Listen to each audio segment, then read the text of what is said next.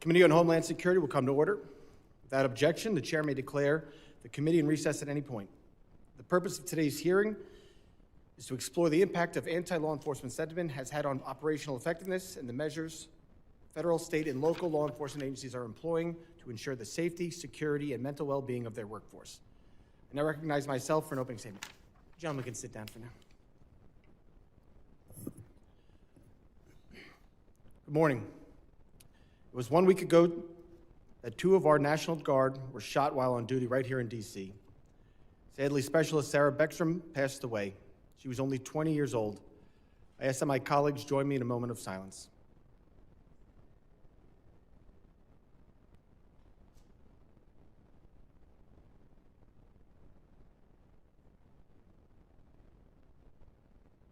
Thank you. We are here today to examine a deeply troubling and increasingly dangerous trend, the rise of anti-law enforcement sentiment in our country and the real-world consequences it has for the brave men and women serving in our law enforcement agencies across the country. I want to extend my sincere appreciation to Chairman Guest and Pfluger for their leadership in keeping this issue at the forefront of our committee's work. I'm grateful to them for their efforts in helping to drive this conversation forward. I would also like to welcome Representatives Fong and Walkinshaw as our newest members of the committee. We look forward to working with them to further our shared mission of securing the homeland. Freedom of speech is a cornerstone of our democracy, but the line between criticism and outright incitement is growing thinner, and too often that line is being crossed. Our law enforcement officers play an essential role in upholding the rule of law, protecting national security, supporting our state and local partners, and keeping the American public safe. Yet when anyone seeks to portray law enforcement as enemies of the people, it signals that something is terribly wrong. Recent events across the country illustrate just how serious this problem is.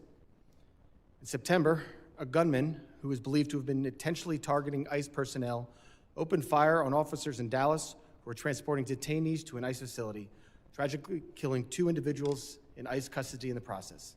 That same facility had received a bomb threat only weeks earlier. These are not isolated incidents. They represent a brazen disregard for federal, state, and local agents and officers, as well as innocent bystanders. According to DHS, ICE officers are facing a shocking escalation in threats, including sharp increases in assaults and death threats since immigration enforcement activities began. This dramatic rise underscores the serious risks these officers face in the line of duty. The crisis is not limited to federal law enforcement, though.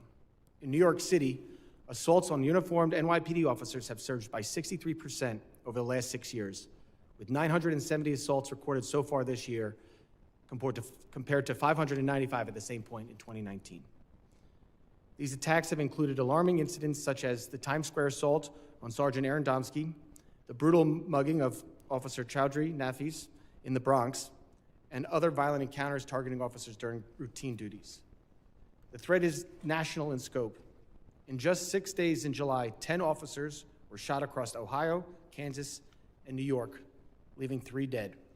Through the end of July, at least 56 new law enforcement officers have been shot in 45 ambush-style attacks. In September, an arrest warrant in York County, Pennsylvania, ended the deadly ambush that killed 3 more officers. These are sadly only a few examples of the many violent attacks targeting law enforcement across the country.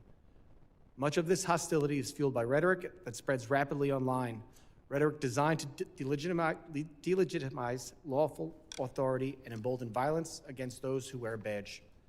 Enough is enough. These are not random or isolated events.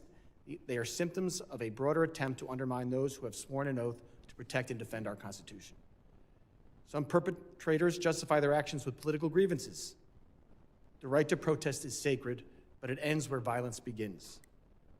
When inflammatory rhetoric leads to actions that endanger officers' lives, we enter dangerous territory. Rising hostility erodes morale, fuels burnout, and hinders recruitment and retention for law enforcement. Ultimately, that weakens public safety and national security, harming the very communities activists claim to defend. Law enforcement officers work tirelessly on behalf of our communities, and the situations they face on a daily basis take a heavy toll on their mental health, even in the best of times. In this current environment of increased hostility and violence, those challenges are amplified. Ensuring our officers have the resources and support they need to protect their personal well-being has been a long-standing priority for me and many of my colleagues on this committee. I'm proud to have worked in previous Congresses with Ranking Member Thompson on his legislation that would boost mental health and suicide prevention resources for DHS personnel, and I look forward to continuing that work with him now as chairman. But let us be clear. Law enforcement personnel are public servants, not public figures. When taking the oath, they did not seek celebrity. They stepped forward to safeguard our nation and uphold the laws enacted by this body.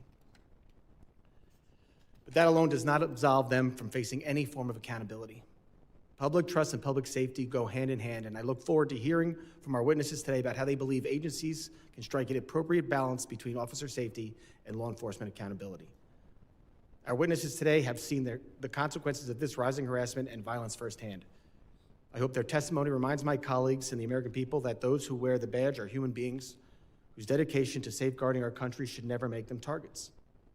This includes the local police who protect our communities around the country, as well as U.S. Capitol Police officers and D.C. Metro Police who keep us safe here every day as we work to represent our constituents. Officer Hodges, I acknowledge and appreciate the sacrifices you have made to keep us all safe. As I said then, and I believe now, violence against law enforcement is unacceptable and should always be condemned. We are and must remain a country of law and order. Today's hearing is not about silencing dissent or restricting free speech. It is about responsibility and recognizing that rhetoric has consequences and ensuring that our officers can perform their duties without fear. We are reminded the dangers they face each year when names of fallen heroes are added to the National Law Enforcement Officers Memorial here in Washington, D.C., which honors federal, state, local, and tribal officers who have made the ultimate sacrifice. These solemn moments and acts of remembrance reinforce the reality that each of these officers are human beings who leave behind families and loved ones. We must not become desensitized to this violence or willing to accept these dangerous trends as a new normal. To the brave men and women of law enforcement, you have our full respect and unwavering support. Thank you for your service. I now recognize the ranking member, the gentleman from Mississippi, Mr. Thompson, for his opening statement. Thank you so much, Mr. Chairman. Good morning, and I welcome also our witnesses to this hearing. I also want to welcome our newest Democratic member to the committee, Representative James Walkinshaw of Virginia's 11th District.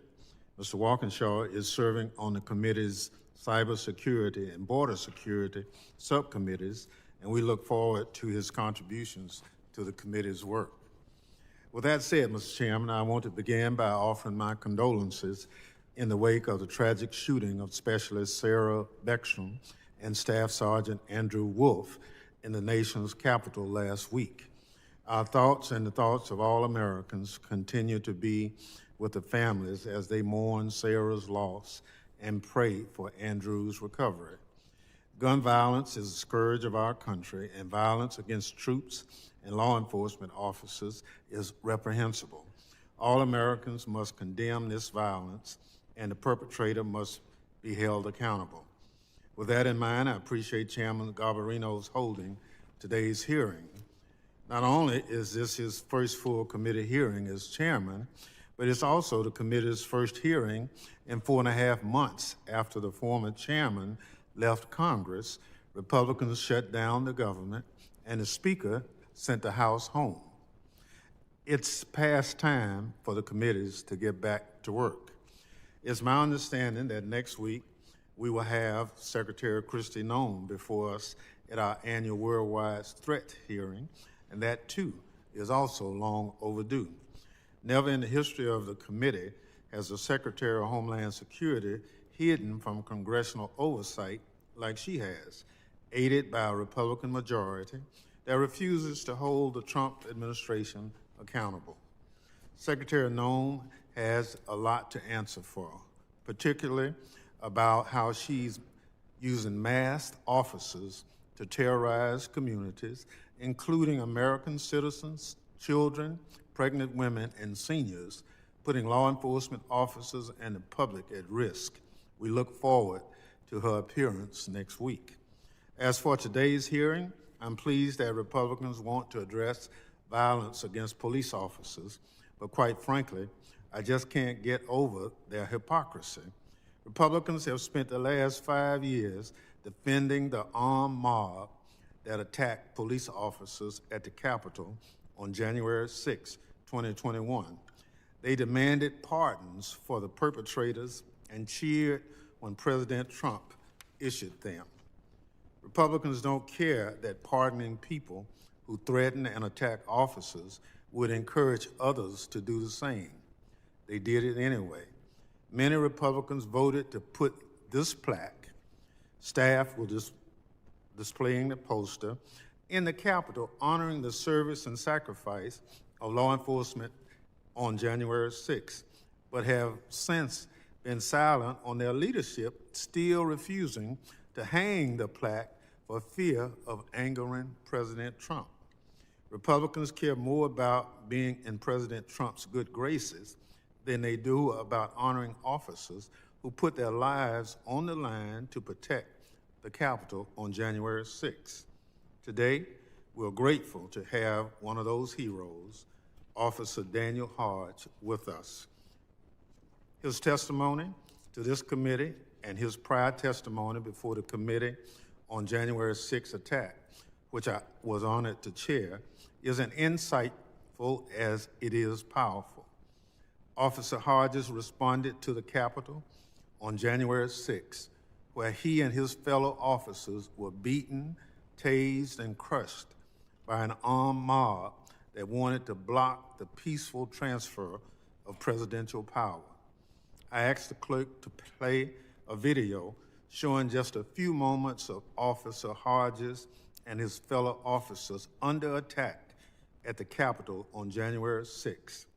Please be advised that the video contains strong language.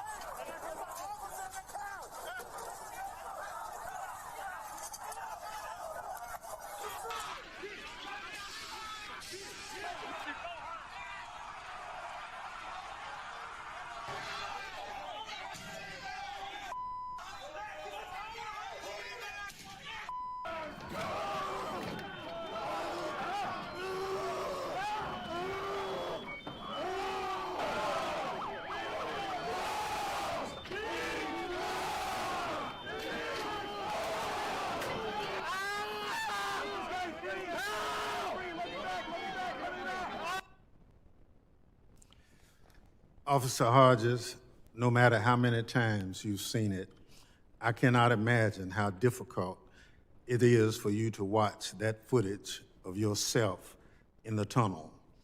There are no words to adequately describe that awful day, and no way fully express our appreciation for what you and your fellow officers did to protect all of us who were gathered in the Capitol that day. I know the threats of violence against you and other officers did not end on January 6th, but continue to this day. I thank you for being here and commend your bravery in continuing to speak out. Unfortunately, when it comes to condemning threats and violence from the far right, the silence from our colleagues on the other side is deafening. Until Republicans are willing to acknowledge the problem on their side of the political spectrum and do something about it, their statements about protecting police officers are hypocritical. And unless they are willing to call out how the Trump administration's illegal enforcement tactics are endangering law enforcement and the public right now, their statements about protecting police officers are meaningless. I urge Republicans to join us in condemning attacks against police, regardless of ideological motivation, and begin holding the Trump administration accountable for its actions. I thank the witnesses again for joining us today. I yield back, Mr. Chairman. Gentleman yields back. Other members of the committee are reminded that opening statements may be submitted for the record. I'm pleased to have a highly distinguished panel of witnesses before us today. I ask that our witnesses please rise and raise their right hand. Do you solemnly swear that the testimony you'll give before the Committee on Homeland Security of the United States House of Representatives will be the truth, the whole truth, and nothing but the truth, so help you God? Let the record reflect that the witnesses have answered in the affirmative. Thank you all, and please be seated. I would now like to formally introduce our witnesses. Michael Hughes is the Executive Director of the Federal Law Enforcement Officers Association, where he leads strategic initiatives and oversees the organization's operations in support of its more than 33,000 members. Based in Washington, D.C., he joined the Federal Law Enforcement Officers Association in March of 2025, following a distinguished 34-year career in law enforcement.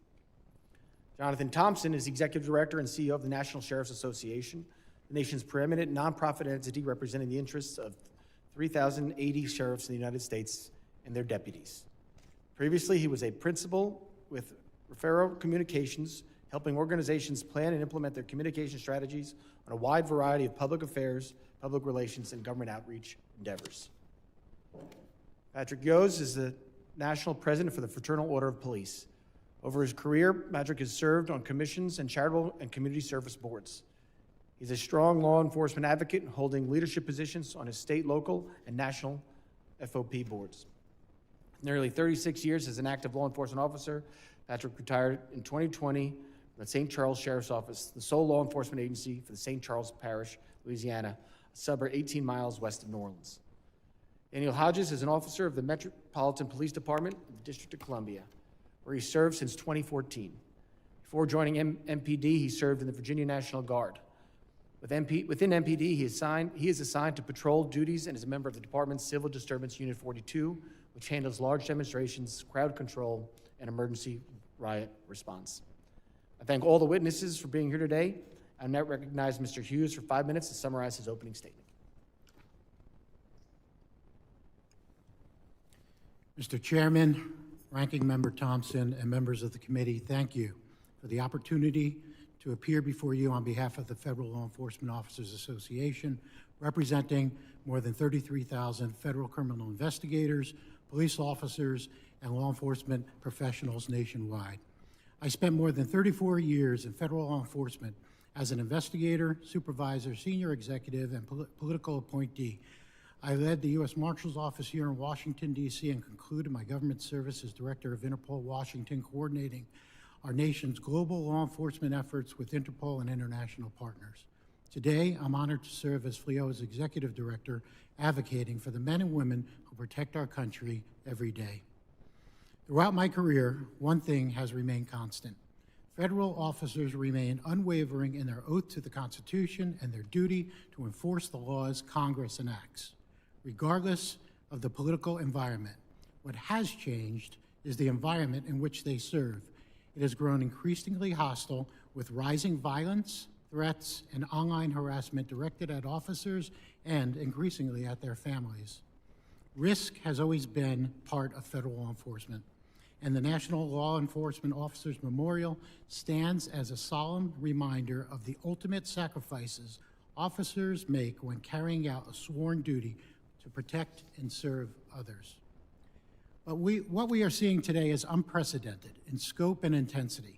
The heightened polarization surrounding federal law enforcement's role in immigration enforcement and efforts to reduce violent crime in major cities has placed officers in greater jeopardy than at any point in my career. In 2024, the FBI reported more than 85,000 assaults on law enforcement, the highest number in a decade. Ambush attacks continue to climb. ICE officers alone have seen assaults increase more than 1,100% this year. These are staggering numbers that reflect the very real dangers officers face simply for carrying out the laws that Congress has enacted. The tragic ambush attack last week, only blocks from the White House, that killed West Virginia National Guard Specialist Sarah Beckstrom and critically injured Staff Sergeant Andrew Wolf makes this painfully clear. They had been sworn in less than 24 hours earlier in support of joint efforts to reduce violent crime. We mourn Specialist Beckstrom and pray for Sergeant Wolf's recovery. And the danger isn't limited to violence in the field. Doxing, digital harassment, and threats aimed at family members have become disturbingly common. In one instance, individuals followed an ICE agent home, live streamed it, and posted his address online. These are not hypothetical threats. They have real, lasting consequences. Constructive criticism of law enforcement is healthy, and accountability is essential. But what we are seeing today from some public figures, segments of the media, and even some elected officials is not accountability, it is vilification. When officers are depicted as political actors or adversaries rather than public servants, that rhetoric fuels hostility and makes already difficult jobs even more dangerous. Federal officers are your neighbors. They are parents, veterans, volunteers in their communities, and even family members. Reducing them to political caricatures is inaccurate, corrosive, and dangerous. We believe strongly in accountability, but accountability must be paired with protection. Officers who fear for their safety or the safety of their families cannot perform at their best. And at a time when nearly a third of our federal law enforcement workforce is eligible for retirement, and recruitment and retention is already a challenge, this rising threat environment poses a serious national security concern. Congress has tools to address this, and my written statement outlines several long-standing but urgently needed measures. Taken together, they would send a strong message that Congress stands with those who uphold the law. Federal officers enforce the laws you enact. They protect our borders, communities, and national security out of a deep sense of duty. The rise in targeted violence and corrosive rhetoric threatens their safety and erodes public trust. We cannot allow this trend to continue. Protecting those who protect us is not a partisan issue, it is a national responsibility. Thank you. I look forward to your questions. Thank you, Mr. Hughes. I now recognize Mr. Thompson for 5 minutes to summarize his opening statement. Thank you, Mr. Chairman. It's an honor and it's deeply humbling to be invited to speak with you today. Ranking Member Thompson, as always, it's an honor to be with you as well. And I welcome the newest member of the committee. You have your hands full. You have your hands full. Mr. Chairman, as you know, the end of this year marks the end of my 11th year with the National Sheriff's Association. And over the period of that time, I've had the blessing to represent the nation's 3,081 sheriffs. So I'm going to deviate from my summary, and I'm going to speak to you from the heart for just a few minutes. I hope you'll bear with me. And like my colleague on the right, I would endorse 99.9% of what he just said. And it's in my written statement as well, and those things need to be addressed by this committee, by every single member on this committee, Republican and Democrat, because the public is in danger as we speak. The rhetoric coming from the top, calling officers Nazis and Gestapo, it better stop right now. You are inflaming dangerous circumstances. You're attacking the people that wake up every single day to do one thing. They put on their uniforms. They put on their star. And they are paid to do a job that is to enforce the laws of this country, the laws that have been passed by those that have been elected by the people of this country. Those are the laws that we in this nation built over decades and centuries to respect the civility of our behavior. They're doing so because of one reason. They're not doing it, and I'll tell you why. They're not doing it for the money, as these three gentlemen can attest to. They're not doing it for the glory, as these three gentlemen and others will attest to. They're doing it for one reason: for public service, for public safety. In my 11 years, I've had the distasteful job to sign more than 2,300 condolence letters to officers, to deputies, to the agencies that they represent. These are humans. These are family members. These are people that deserve our standing ovation every single day. They are no different than our military, except in one way. Every day they see the worst of society. The worst. And they have to wake up and do it again tomorrow. They deserve not just a pat on the back, they deserve your respect. Every one of yours respect. Republicans and Democrats, They deserve your thank you. They deserve the right to be treated with civility. And when you, in this body, choose not to do so, you disrespect them, you disrespect yourself, you disrespect the citizens in your district, the people that elected you.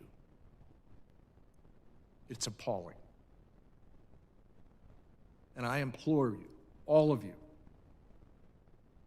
to throw down those barriers of partisanship and recognize that our nation has threats. The threat matrix that you'll hear from the Secretary, God bless her, next week, have now been added to by what? The rhetoric of our leaders calling out and stating things, as I said, as Nazis and Gestapo tactics. Ladies and gentlemen, you have nothing to do but read history. There is no Nazis acting in the law enforcement community of this country, and we are certainly not living in 1939 Germany. And when I hear it, I cry.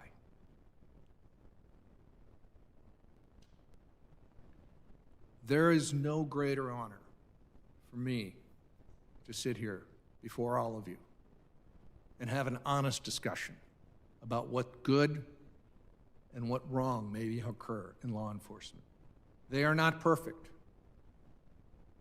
And when there's a problem, they need to be held accountable.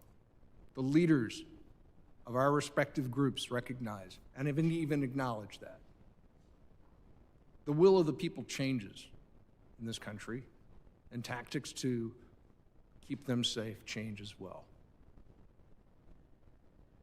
I want to conclude with just a couple of comments. Dehumanizing rhetoric breeds violence. There is research on this. Professor Pape at the University of Chicago will release a study next week that shows exactly what I'm talking about. It doesn't motivate your base. It doesn't make more donors give you money. It creates lone wolves. It creates people like what we saw last week, whose name I won't even mention, who held a handgun to the head of that specialist. Shame, shame on using that rhetoric. Thank you, Mr. Chairman. Thank you, Mr. Thompson. I would now recognize Mr. Yos for 5 minutes to summarize his opening statement. Chairman Garbarino, Ranking Member Thompson, and members of this committee, thank you for the opportunity to speak with you today on behalf of the 382,000 local, state, and federal members of the Fraternal Order of Police, our nation's oldest and largest law enforcement organization. I'm elated that you're having this hearing today, for it's long overdue. I want to thank each of you for the opportunity to talk about the Fraternal Order of Police's #1 legislative priority. Our nation is facing an epidemic of targeted violence against law enforcement officers, an epidemic supported by real data that cannot be ignored. The Fraternal Order of Police collects, verifies, and publishes the most comprehensive data in the nation on officers shot and killed, and officers ambushed because no one else was doing it. No federal agency or national database was tracking these incidents with a sense of urgency that this crisis demands. We built this system from the ground up, methodically, transparent, and accurate. In 2019, we formalized our partnership with the COPS Office through a federal grant, allowing us to expand our work. Today, we provide monthly reports to the COPS Office, policymakers, the media, and the public. And the COPS Office publishes a national report every spring based on Fraternal Order of Police collected data. And the truth is undeniable. Last year, there were 342 officers that were shot in the line of duty, and 50 were killed. There were 62 ambush-style attacks and 79 officers shot, 18 of which were killed. In November, as of November 30th of this year, 314 officers have been shot and 43 killed. There have been 62 ambush attacks, resulting in 21 deaths. In fact, since we started collecting this data comprehensively in 2018, a little less than 7 years ago, 2,553 officers have been shot, 415 have been killed. In the past 5 years, there have been 620 officers shot in 483 separate ambush attacks, killing 135 officers. These are not selective numbers. They are real, verified incidents. These numbers have no bias. They have no agenda. They are just real. And they reveal an unmistakable trend. That is, we have an epidemic. And like all epidemics, it has causes. The FBI's assailant study found that nearly 1/3 of cop killers self-identified as being motivated by the narrative that portrays law enforcement as the villain. That narrative, used for political gain, is amplified across social media platforms and other means, and it all too often goes unchallenged. And it's not harmless rhetoric, it is fuel. We have seen this fuel ignite in cities and towns, large and small, all across America. Officers have been murdered while eating lunch, sitting in patrol cars, driving home to their families at the end of their shift. In fact, according to a 2017 report from the COPS office, more than 1/2 of the ambush officers killed weren't even on a call. They were targeted because they were wearing a badge. Just last week, not far from where we sit today, that epidemic added 2 more victims when 2 National Guardsmen fulfilling the law enforcement role were targeted and brutally attacked simply because of the uniform they wore. This violence is not hypothetical, is not isolated, and it's certainly not slowing down. It's not about tactics, it's not about policy debate, it's about hatred, stoked, spread, and normalized until someone acts on it. The Protect and Serve Act would provide the Department of Justice with a means to prosecute these targeted attacks. In 2018, the House Judiciary Committee unanimously cleared this act and advanced it to the House floor, where it would overwhelmingly pass in a bipartisan vote of 382 to 35. It failed to become law in that session of Congress when the Senate chose not to consider it. And today, even with ambush attacks continuing to rise, the House Judiciary Committee will not move this act forward. When someone calls 911, we answer. We always answer. Well, we're the ones that are calling now. We're calling on Congress. We're pleading with Congress, and we ask you to answer that call. Stand up against the rhetoric that fuels the violence against law enforcement officers.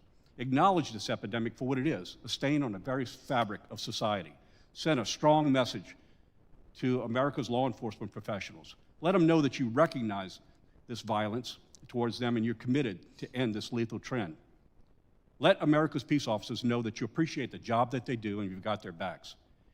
And it's time to send a strong message to anyone that would target law enforcement officers.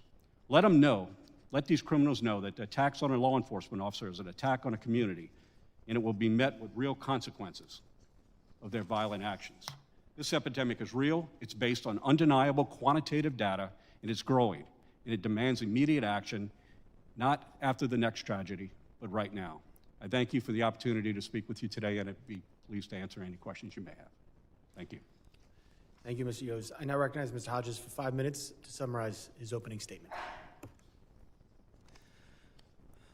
Good morning. I was invited today to speak in my personal capacity, I suspect because Ranking Member Thompson is familiar with my history, as I've been on the receiving ends of threats and violence due to the work I've done in the name of the law. I experienced intense violence during the insurrection of January 6th, and because I had the temerity to describe it publicly, threats against my life, bomb threats at events I attend, people trying to find out where I live, whether I have a wife or children they can use against me. I have a feeling I will be asked about how the lionization of the insurrectionists only enhanced their zealotry, about how the mass pardoning of every criminal who assaulted my colleagues and I encourages further lawlessness and violence, about how in the intervening years many pardoned insurrectionists have been rearrested for crimes such as reckless homicide, child sexual assault, threats to blow up government buildings, and a kill list of FBI agents. These are all salient points, and I'm happy to address them. However, the tenor of the press release announced this hearing made it sound like certain participants were going to spend a few hours scratching their heads and pretending not to understand why threats against law enforcement have risen so sharply this year, and I cannot abide such a farce. Law enforcement is predicated on the notion that we are a nation of laws, that anyone who is detained by law enforcement officials will be afforded all the rights and protections that are guaranteed to them by the Constitution. It is this exemplary standard of civil society that compels individuals to cooperate when faced with arrest. Flawed as it is, our justice system aspires to and works toward the goal of truth and equal protection under the law. Unfortunately, this year, broad swaths of federal law enforcement have proven that this is no longer the case. Perjury and contempt of court used to be prohibitive of work in law enforcement, but now it appears to be a prerequisite of leadership. Kash Patel, the director of the FBI, had already been found not credible as a witness in the court of law prior to his appointment, and Greg Bavino, the so-called commander-at-large of Border Control, was found to have lied while under oath in order to justify his use of force against Americans. Even the Secretary of Homeland Security, Kristi Noem, intentionally defied a judge's order to halt the trafficking of prisoners to foreign countries and then bragged about it on national television. I should add here that one of the hallmarks of secret police forces throughout history is operating outside the law, using violence and intimidation to achieve their objectives. Every day I wake up and I'm confronted with more heinous acts by some federal law enforcement, pointing their lethal weapons at protesters and journalists, needlessly assaulting citizens on their own property, threatening to shoot and arrest EMTs for doing their job, holding children hostage to coerce their parents out of their house. One shot a woman who committed no crime several times and bragged about it, saying he fired 5 rounds and she had 7 holes. Many of these absolute embarrassments to the badge keep their face obscured to try and evade any possibility of accountability, and their leadership condones it. If the inhabitants of our country can no longer believe in the rule of law, then they can no longer believe in law enforcement. If they believe they will be denied their basic rights, what motivation do they have to cooperate with investigations, to support law enforcement as an institution? The fact of the matter is that right now, in the United States of America, there is a semi-secret police force abducting people based on the color of their skin and sending many of them via state-sponsored human trafficking to extraterritorial concentration camps. There are still plenty of good officers. I work with them, federal and local. But before we go around the room clutching our pearls, wondering how people could possibly compare law enforcement in this country to the Gestapo, maybe we should take a moment and ask ourselves if there isn't some recent behavior on the government's part that could encourage such a juxtaposition. Thank you.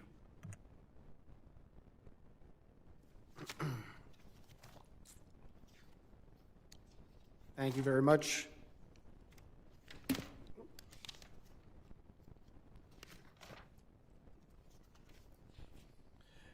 Members will be recognized by order of seniority for their 5 minutes of questions. An additional round of questioning may be called after all members have been recognized. I now recognize myself for 5 minutes for opening questions. Mr. Yos, well, recent heinous acts have brought increased attention to the rise in threats against law enforcement. I'm well aware that this is a danger agents and officers have faced for a long time. In your testimony, you mentioned how your organization has looked at recent attacks as a persistent, growing issue over the last 2 decades. Can you elaborate on the historical patterns of attacks against law enforcement your organization has been monitoring? So we started collecting this data because we recognized a trend in this country. And surprisingly, while we track a lot of data in this country, we were not tracking the amount of law enforcement officers or violence towards law enforcement officers. All we knew was certain aspects of that. So we started tracking this data because we knew it was going to show us a pattern. And I want to be clear, you know, I know there's a lot of a political charged discussion here, and I expected that, but I'm going to ask you to just recognize, I'm telling you that 2,553 officers have been shot in the last 7 years. That spans 2 administrations. So if we want to try and focus on the fact that politics is doing this, I think we're missing the point, and we're doing a disservice to the people who suit up and show up every single day in communities across this country and do their job. What we're seeing is a number of factors, and that is the dehumanization of law enforcement officers. And this goes over, like I said, 7 years. As a matter of fact, I would argue that if you look at the past 4 years, the numbers were actually higher than a high spike. Not that they were low numbers to start with. So the challenges are much greater, much greater. It has to do with unchecked comments made to dehumanize law enforcement officers that are causing people to act on what they feel is a community built around their own belief system. I can't agree with you more. I think these political attacks amongst political opponents are putting actual targets on the law enforcement men and women's backs instead of their opponents. And I think we need to recognize that's been happening for the last, as you said, 7 years. I will tell you that my members are both Democrat and Republican, and we're all having the same problem. As these targeted threats against officers and their families continue to escalate, what measures do you believe law enforcement agencies should prioritize to keep personnel safe on and off duty? Well, so it's a pretty big question. It could take a while to answer. I'm going to start off in the context of what we have here. I think first thing we need to do is we need to turn on a rhetoric. We all need to recognize that we all play a part in this. This is on both sides. We need to recognize that there's a real crisis here, and it really is upsetting that this is the first hearing we haven't on this in quite some time. But they have quantitative data to show there's a real problem. I'll make a comparison. You know, Congress's responsibility is a lot of things. One of them is to make sure that Americans working in their jobs can do so under safe environments. And I'll give you an example. If there were a cave-in at a coal mine, we would have hearings on the safety of that coal mine, and so you should. What about the 2,533 officers that are shot over 7 years? What more quantitative data do we need?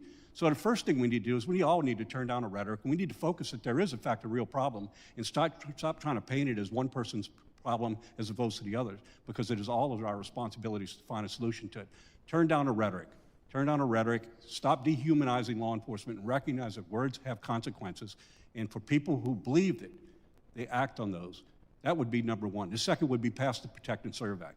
Give the federal government the opportunity, the Department of Justice, to step in under certain circumstances in order to be able to protect the interests of law enforcement officers and their communities with the increase in violence we're seeing. Thank you. Mr. Hughes, ICE enforcement officers and other federal law enforcement partners are working to ensure our nation's laws are being followed. Fortunately, rising anti-police sentiment has compromised officer and agent safety.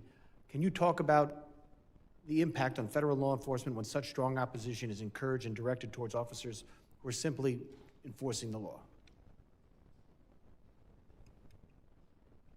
Thank you, Mr. Chairman, and just want to say thank you for all your efforts in enhancing the protection of law enforcement officers, state, local, federal.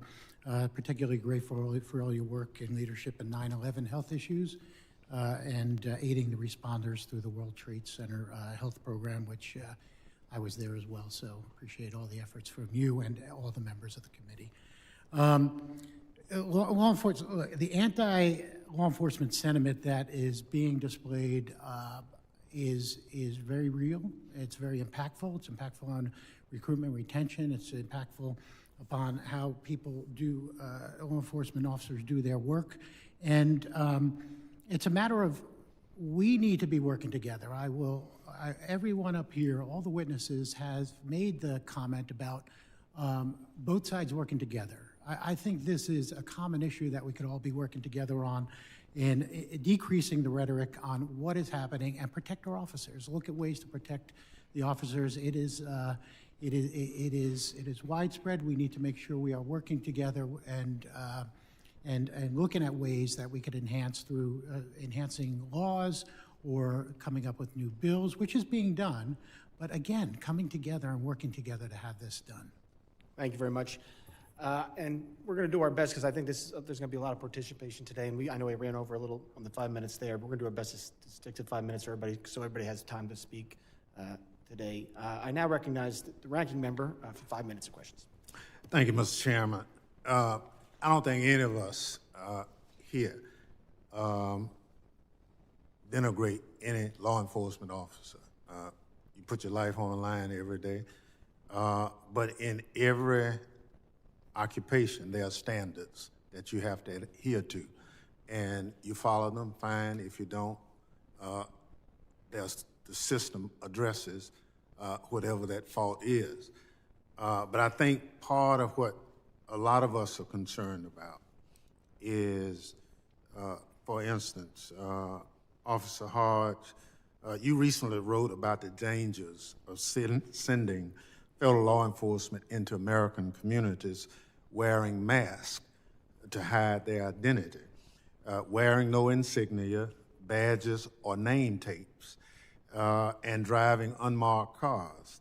You pointed out that the public and other law enforcement officers have no way of knowing that these mystery agents are legally sworn law enforcement officers. Can you please elaborate on why this practice is so dangerous to the public as well as to federal law enforcement officers? Certainly. I think it's obvious that if masked, armed individuals hop out of a nondescript vehicle and attempt to force someone against their will into the vehicle, that looks to anyone like a kidnapping. And as a law enforcement who sees that, I would treat it as a kidnapping until they were able to prove that they had the lawful authority to conduct that detention. It doesn't take much imagination to see how that could get very bad very quickly. And aside from that, it just erodes, or more than erodes, it destroys trust in between the community and law enforcement, which is paramount. We need the community on our side in order to successfully conduct our mission, in order to make headway in so many investigations, because we're not everywhere. We rely on the community to help us, and they rely on us to protect them. So these terrible, terrible practices of incognito officers just doing whatever they feel like. When the president went on the television and said, police officers can do whatever they want now. It's that kind of rhetoric that really just destroys what the institution of law enforcement is supposed to stand for. So yeah, we need to do something different about this. Well, thank you. A lot of us were in the Capitol on January 6th, and we saw firsthand what happened. Most of us did not fathom the United States Capitol being overrun by anybody. On that day, over 140 federal law enforcement officers were hurt. Unfortunately, several succumbed to some of their injuries later. Tell me your opinion that people who either pled guilty on assaulting law enforcement officers or were found guilty, how do you as a sworn law enforcement officer feel when those individuals get pardoned? Pardoning people who attempted to stop the transfer of power, who assaulted my colleagues and I, it just emboldens them to feel that they can do it again, to feel that they can attack the police again, to feel that they can act as the president's personal militia. And that's not just conjecture, that's something that actually one of them tried to do. One of them was trying to restart the Oath Keepers and said that we can serve as the president's militia. So there were no lessons learned from so many of them. They're ready to conduct violence again, political violence, violence against police. And I just don't want to see that happen ever again. Thank you. I yield back. Gentleman yields back. I now represent the gentleman from Mississippi, Mr. Guest, for 5 minutes of questions. Thank you, Mr. Chairman. To our witnesses, thank you for being here today. Thank you for your service to your communities. Before I begin, I would like to issue my condolences to the family of Sarah Beckstrom, who passed away just over a week ago as she was patrolling the grounds outside of the White House in what can be described as nothing more than a premeditated attack from the gunman in that case. And also, I want the family of Andrew Wolf to know that our prayers are with him as he tries to recover from the gunshot wound that he suffered. I think that highlights the reason that we're here today. The attack that we saw after this hearing had been announced, but before these witnesses were convened today, of the animosity that we see toward law enforcement. And look, we can point to other incidents. It's not just the attack that we saw in Washington, D.C. Just looking back over the 6 months, we saw on July 4th the attack at the Prairie View ICE detention facility, in which we had an officer who was killed, an officer who was struck in the neck, and we had 9 individuals who have been indicted for their attack on that facility. We know that less than a week later, there was an attack on a U.S. Border Patrol facility in McAllen, Texas. We know that on September 24th, there was an attack at a Dallas facility, an ICE detention center, in which we had 3 detainees who were shot, 2 of which died. And so we have a track record, we have a history of looking and seeing that what we are talking about is extremely important. We have individual acts that can back up the reason for this hearing. Now, Mr. Hughes, Mr. Thompson, and Mr. Yost, each of you in your opening statement and your written statement, you talk about the rhetoric that is being used. I will summarize very quickly, just take out bits and pieces of your testimony. Mr. Hughes, you say that the rise in targeted violence and the corrosive rhetoric directed at public servants have created an atmosphere that jeopardizes officer safety and erode public trust. Mr. Thompson, you say violence against law enforcement is rising sharply in record high assaults and officer shooting. This trend is fueled by growing anti-law enforcement rhetoric. Mr. Yost, you say the same thing. You talk about violent and hateful rhetoric, if left unchallenged, leads to physical violence, and that we have seen it happen on a widespread basis in the profession of law enforcement.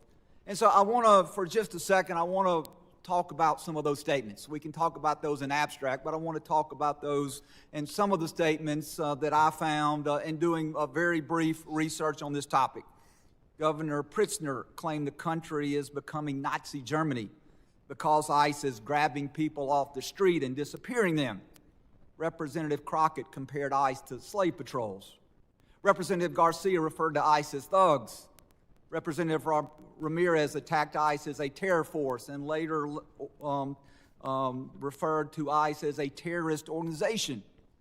Representative Jayapal called ICE agents deranged and said it is inspiring to obstruct immigration enforcement. Governor Walz smeared ICE agents as modern-day Gestapo. Chicago Mayor Johnson accused secret police of terrorizing our community. Representative Lynch referred to ICE agents as the Gestapo and nondescript thugs. And Representative Frost compared ICE operations to some of the worst horrors and crimes against humanity in history. And so to you, Mr. Hughes, Mr. Thompson, and Mr. Yost, are these the statements that you are referring to? And do these statements, in fact, place law enforcement officers' lives in jeopardy? Do you believe that they place lives in jeopardy? Mr. Hughes? Just yes or no. My time is short.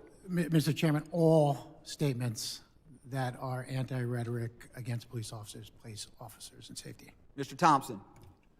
They are. And Mr. Yost? Absolutely, these and more, and I will say that you don't get to throw fuel on a fire and curse the very flames that you create. Thank you. And then, Mr. Hodges, I also read your statement, and there's a statement that you made, the next to last paragraph of your statement. It says, the fact of the matter is that right now in the United States of America, there is a secret police force abducting people on the color of their skin and sending many of them via state-sponsored human trafficking to extraterritorial concentration camps. Mr. Hodges, I will tell you that that is a statement that I find extremely troubling and that I could not disagree with more. And with that, Mr. Speaker, I'm out of time and I yield back. Gentleman yields back. Now recognize the gentleman from California, Mr. Correa, for 5 minutes of questions. Thank you, Mr. Chairman, and welcome to the job. Gentlemen, you have a tough job. My brother just retired from LAPD after 30 years of serving that community. Mr. Hodges, you were there January 6th. So was I. To this day, I will not forget what happened that day. I can't imagine what you think about on a given day. Watching you on that video, knowing what we went through, stuck in that gallery, but you had the physical assault on you.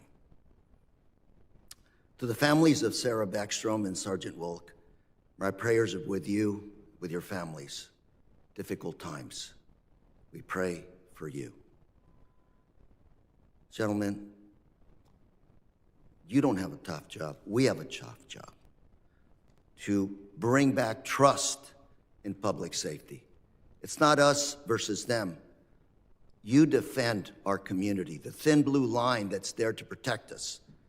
Earlier, we talked about the situations I've had back home. Got to make it work again.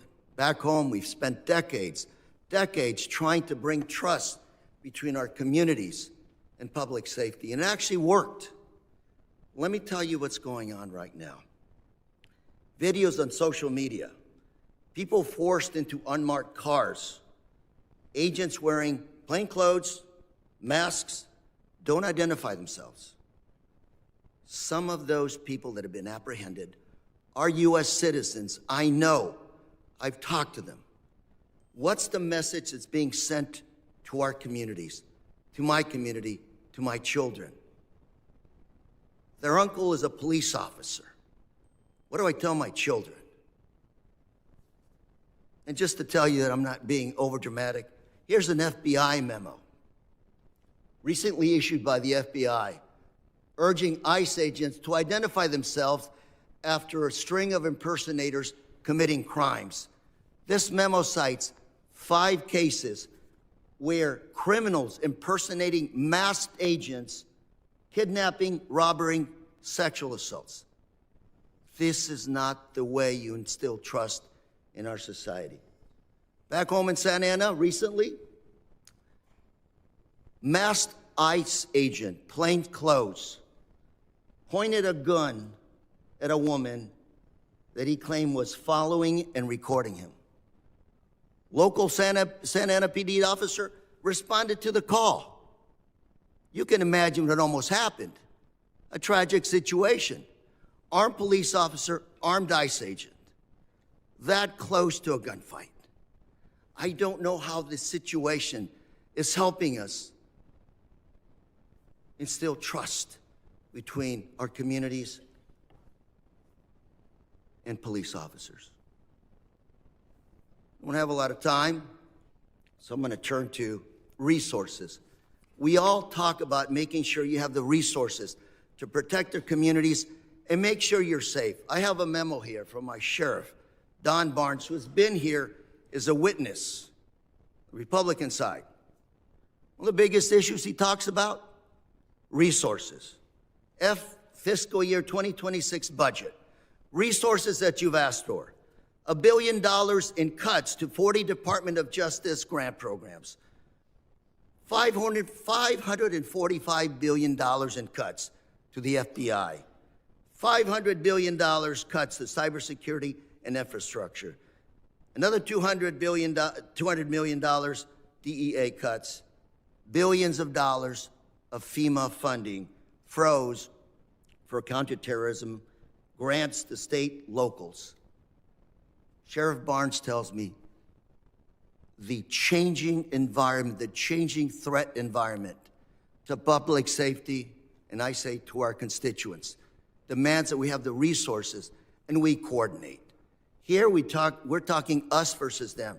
But when we start cutting resources back from the local public safety officers, trying to coordinate with the feds, I can't imagine how this is good public policy when it comes to protecting our public safety. Mr. Thompson, my last 7 seconds, go ahead. Mr. Carrera, thank you.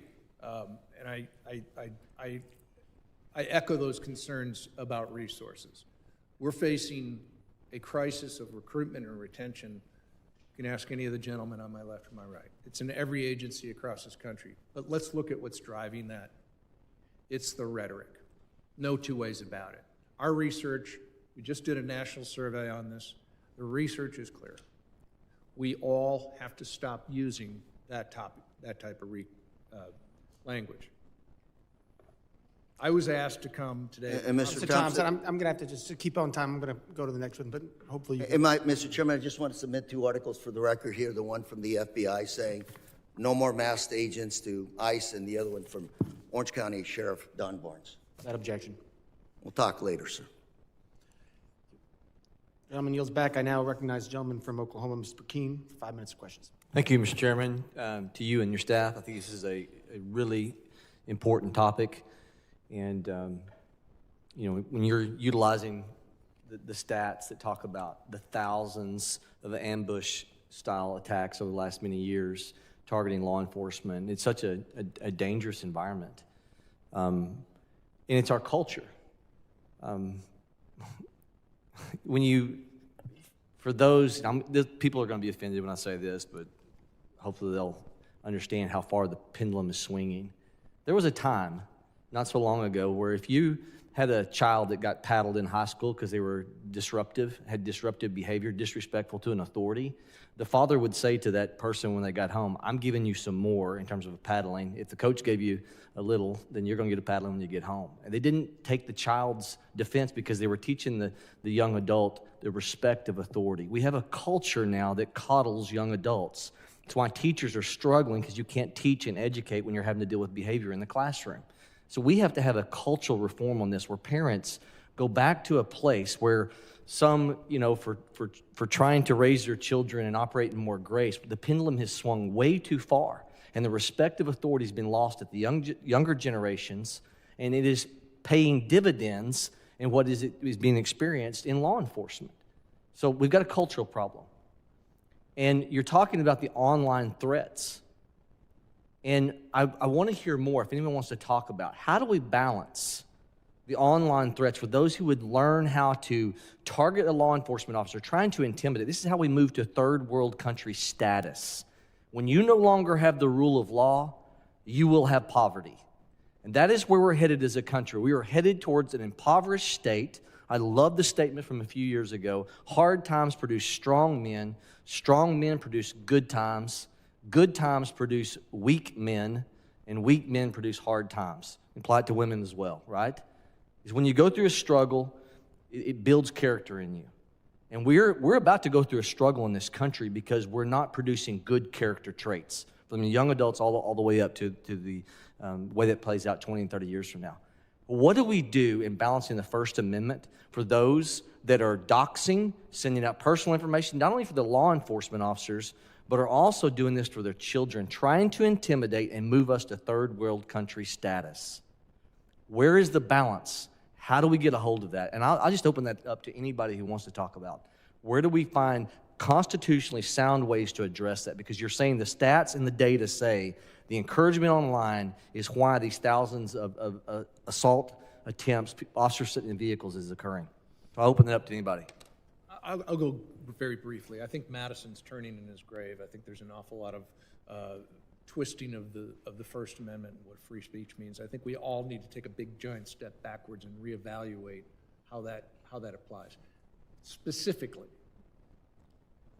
the internet has so much value, but it's a dangerous place. It's, we have to recognize that perhaps these are media companies. I know that's probably sacrilege among some on the right, but they have an obligation, and a lot of it is coming straight from social media. Pure and simple. I'll add to just an extension of that is when you look at, we all know the difference between right and wrong. We were raised on it. We know the rule of law. We know what we're supposed to do. We know what's acceptable, what's not. I think the problem we see, and social media has played a big part of that, is it's given excuses of why you cannot follow the rule of law. We have blurred the lines of what's the difference between right and wrong, and we validated the ability to be able to believe your belief system and feel that your actions are appropriate. So you're right, in lies our challenge. There has to be some accountability somewhere along the way, because what we're doing is damage, and when we're not checking this, we're adding fuel to this fire, and there's no question we're seeing the results of it. Mr. Hughes? Thank you, Congressman. I would also add, working in the international environment, you can see how other countries do this. When you go too far one way or the other, you see consequences, good or bad, of privacy and speech rights. But what we need to be doing is looking at the social media issues. I think that's a huge part of what's going on, and looking at what laws need to be passed, what the right balance is, and that's what this body can and should be working on as well to help in that arena. Last question, Mr. Chairman, I'll make quickly. If there is legislation that you're aware of that's floating around out there, please let some of us know that does the balance, because I didn't see that in any of the testimony this morning. Without a yield. Gentleman yields back. I now recognize the gentleman from Rhode Island, Mr. Magaziner, for 5 minutes of questions. Thank you, Mr. Chairman. We need to support law enforcement officers who put themselves in harm's way every day to serve their communities and to keep people safe. and any acts of violence against law enforcement cannot be tolerated. I want to tell you all the story of one police officer from suburban America who is a victim of violence and injustice. This is Officer Radu Bojovic, and he served his community of Hanover Park, Illinois, as a police officer. Like many police officers across the country, he is a legal immigrant. Yet, despite being a legal immigrant, Officer Bojovic was arrested and detained by ICE as part of the Trump administration's Operation Midway Blitz and locked up for 2 weeks before being released. He was legally authorized to work in the United States. He had a work permit from DHS. He had passed FBI and Illinois State Police criminal background checks when he was hired by the department. Now listen, we all know it is dangerous for police officers out on the street every day. Do you have any idea how dangerous it is to be a police officer in prison, especially an innocent officer who has done nothing wrong and committed no crime? But this is what you get under the Trump administration: chaos, cruelty, innocent people being locked up just to meet Stephen Miller's arbitrary quotas. And this is not an isolated case. Under the Trump administration, ICE has locked up police officers in Arizona and Maine and countless other innocent, hardworking people who have committed no crimes. This is Sejun Park from Hawaii, an Army veteran who has lived in the country legally for 50 years. He was deployed to Panama in 1989 and shot in the back. He took a bullet for our country.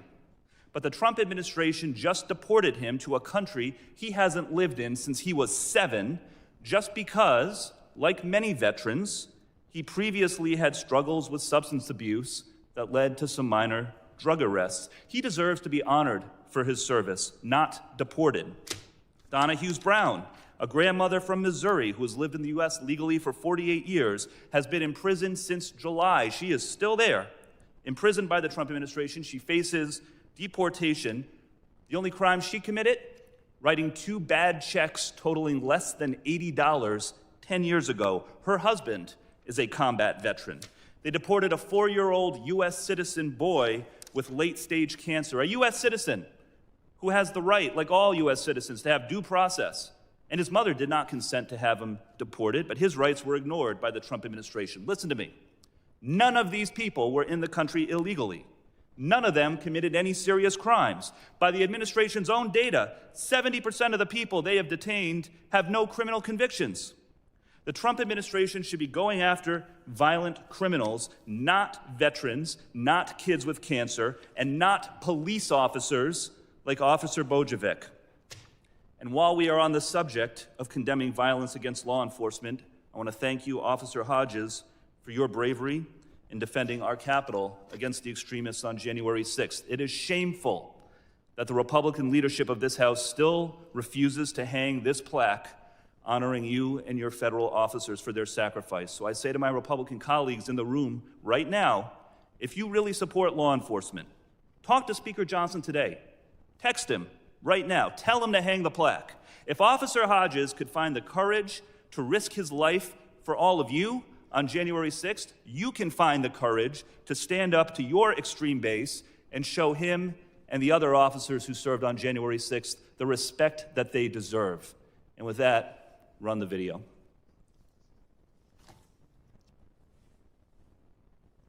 Multiple capital injuries. Multiple capital injuries. If I give this up, they're going to have to run action. At least this capital we can defend. We got to hold what we have.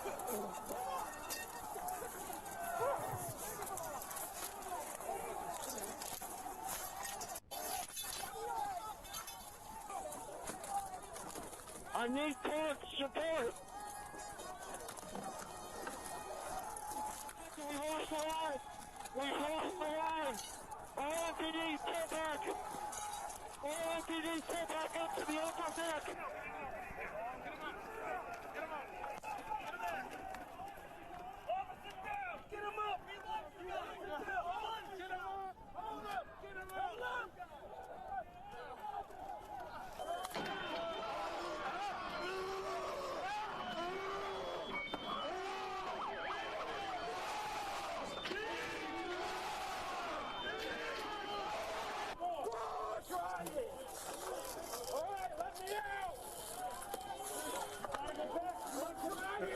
The gentleman's time has expired. And I recognize the gentleman from Texas, Mr. Pfluger, for 5 minutes of questions. Thank you, Mr. Chairman, and thank you for holding this very important hearing. I want you all to know, and please pass this along to all the people that you represent in law enforcement, that we support you, that we believe in you, that we need you, that this is not just something that is lip service, but it's actual. It's an actual heartfelt statement, and I think we've proven that, at least on this side of the aisle, time and again, with legislation that backs that up. The soon-to-be mayor of the city with the largest police department in America, New York City, the socialist mayor-elect Zoran Mandani, has appointed Alex Vital, a vocal police abolition advocate, to his so-called Community Safety Transition Committee. Vital's book, The End of Policing, argues that traditional policing and law enforcement institutions are fundamentally irredeemable and should be dismantled rather than be reformed. Yet another example how the radical left seeks to undermine our institutions in the name of a dystopian ideological experiment. To Mr. Thompson, in jurisdictions that are led by elected officials with anti-police agendas, where local governments have undermined policing capacity and allowed crime and violence against officers to rise, do you believe that the Trump administration is taking the right approach by deploying federal law enforcement resources to stabilize these areas? I do. I believe it's long overdue. I think it's not perfect by any shape of the imagination, sir. And I have read that book, by the way, and I had to put it down after 3/4 of the way. I couldn't finish reading it. It just incensed me. But back to the point. We hear these stories of the failures in law enforcement, and they are minuscule. Last year, there were 250,000 deaths from medical malpractice. I don't hear anybody calling for the elimination of doctors in medicine for medical malpractice. Maybe somebody could show me what's being done on an equal level to that attack. 250,000. And we need doctors. We need nurses. But we also need civility, and the rule of law has long been the backbone of this country. And it has to be civil, and it has to be fair and transparent, and it has to be sought after for perfection. To quote Lombardi, you seek perfection in the hopes that you'll get to excellence. Mistakes? Absolutely. When they break the law, let the Justice Department, let your local DA come in and take action. Well, that's been a problem as well, that many local DAs fail to prosecute violent crimes. They do. Which is why we see a rise in violent crime in many cities that are run by elected officials like this. Mr. Hughes, what's the feeling when you hear elected officials and other people talk about doxing law enforcement, or actually doxing law enforcement, or giving their position away? What's the feeling there?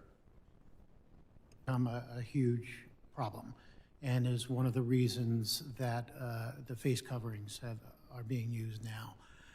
It really has opened up a lot of law enforcement and their families to threats, and that is a problem.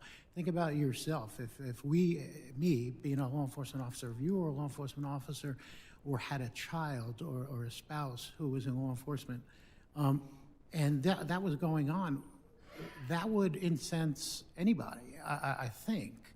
And would make you think twice about the face coverings as well, as if you had a different opinion, because that could protect it as well with the doxing. Can you give us the operational reasons that the face coverings are used in addition to the prevention of doxing for their safety, or their personal safety of their families? Well, besides doxing, we used face coverings just for operational purposes, especially when we did execution of warrants and things like that, for protection. So that's outside. That would be in a particular operational setting. Tactics, techniques, and procedures that are designed to keep the officers safe. Yes. It's just disgusting to see the destruction and the complete pushback on the rule of law. And whether it's violence that's perpetrated against law enforcement, those that are wearing the uniforms, whether it's doxing, whether it's colleagues who say you don't have to follow orders, you don't have to follow orders of the commander-in-chief. It's a really sad situation that we find ourselves in. We thank you for the work that you do. We thank those that wear the uniform that serve in these dangerous situations, and I yield back. Gentleman yields back. I now recognize the gentleman from New York, Mr. Golden, for 5 minutes of questions. Thank you, Mr. Chairman. Let's talk about the rule of law, and let's talk about what is actually going on in our country with civil immigration enforcement. I want to be very clear and upfront. I was a prosecutor for the Department of Justice for 10 years. I worked alongside law enforcement officers from every federal agency, including the Department of Homeland Security, some of the most patriotic and brave individuals who absolutely represented the very, very best of our country.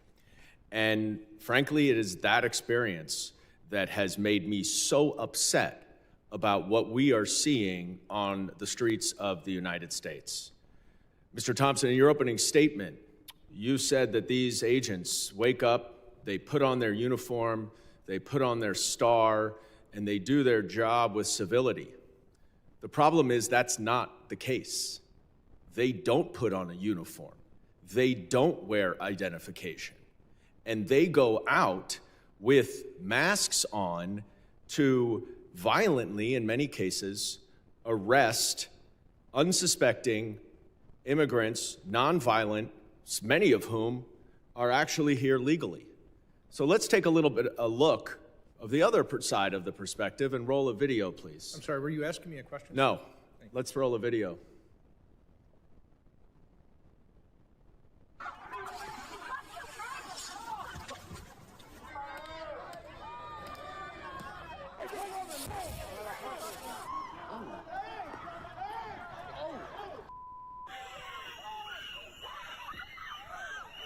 Striking anyone in their sights, including members of the media, repeatedly.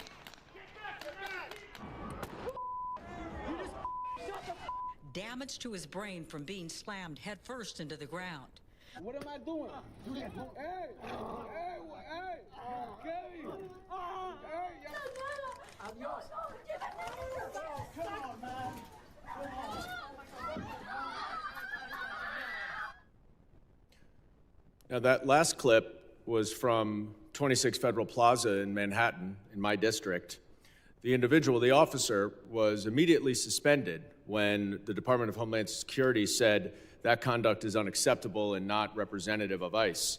3 days later, he was reinstated.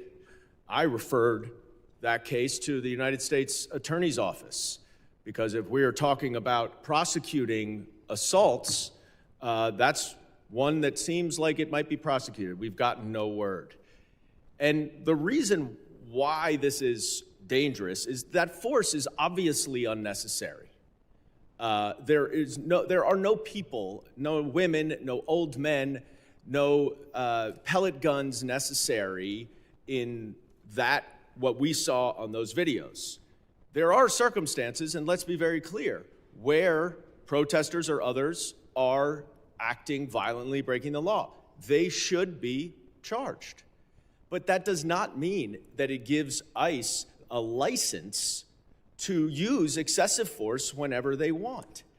And the problem with these masked, unidentified, plainclothes officers is not just something that you hear from this side of the aisle. It is not something at all you hear from that side of the aisle. But it is something that you hear from the FBI itself and the director, Kash Patel, who wrote a letter to the Department of Homeland Security urging ICE officers to stop walking around with masks, in plain clothes, and unidentified, because numerous crimes are being committed by others, criminals, imitating ICE officers, including in my district, where a man approached a woman, said he was an immigration officer, and then directed her to a nearby stairwell where he punched her, tried to rape her, and stole her phone before she was able to get away. That is why I've introduced the No Secret Police Act. Our law enforcement agents should not be masked. And we hear about this number, 1,000% of threats now that have been raised. The data shows there's a 25% increase of charged assaults against law enforcement officers. That is too much. That is not okay. There's obviously a dramatic increase in operations, but we should not have in this country our law enforcement agents walking around in secret using excessive force like that. You all, I know, agree that. We don't need secret police in this country. All the criminal law enforcement agents wear masks, as you say, for operational Gentleman's reasons, time has expired. I now not to recognize the hide their gentleman face. from Arizona. And I thank you, and I yield back. Mr. Crane. Thank you, Mr. Chairman, for holding this hearing today on how anti-law enforcement rhetoric fuels violence against officers. I want to thank you also to the panel for showing up today. I also want to point out that Mr. Goldman was just, talking to Mr. Thompson about how these agents, get up every day and they're not putting on uniforms. And then he showed several videos, and I want to point out that 90% of the law enforcement officers in those videos were, in fact, wearing uniforms. Now I want to pivot to you, Mr. Hodges. In your opening testimony today, I want to read through some of the transcript that you provided the committee. You said, "I've been on the receiving end of threats and violence due to the work I've done in the name of the law." Did you say that in your opening testimony? Yes. You also said in paragraph 4, law enforcement is predicated on the notion that we are a nation of laws. Did you say that as well in your opening testimony? Yep. And then you say on the second page, "The fact of the matter is that right now in the United States of America, there is a secret police force abducting people based on the color of their skin." Did you say that as well? Yep. You really believe that? Yep. So you don't think that our law enforcement officers are going out and trying to arrest people who are here illegally that are also have been convicted of crimes? You don't think that that's what they're doing? I think they do that sometimes, sure. Yeah, that's what they're doing. And it's funny because you say in your testimony that I've been on the receiving end of threats and violence due to the work I've done in the name of the law, yet you're sitting here and you're saying that these law enforcement officers, you're fueling the same rhetoric, and now people are going to come after them for that. Do you agree with that, Mr. Thompson? 100%. Mr. Hughes? What about you, Mr. Yos? Absolutely. And I appreciate your service. I do. I know it's not easy to put on a badge, but I can't believe you would sit here and say that.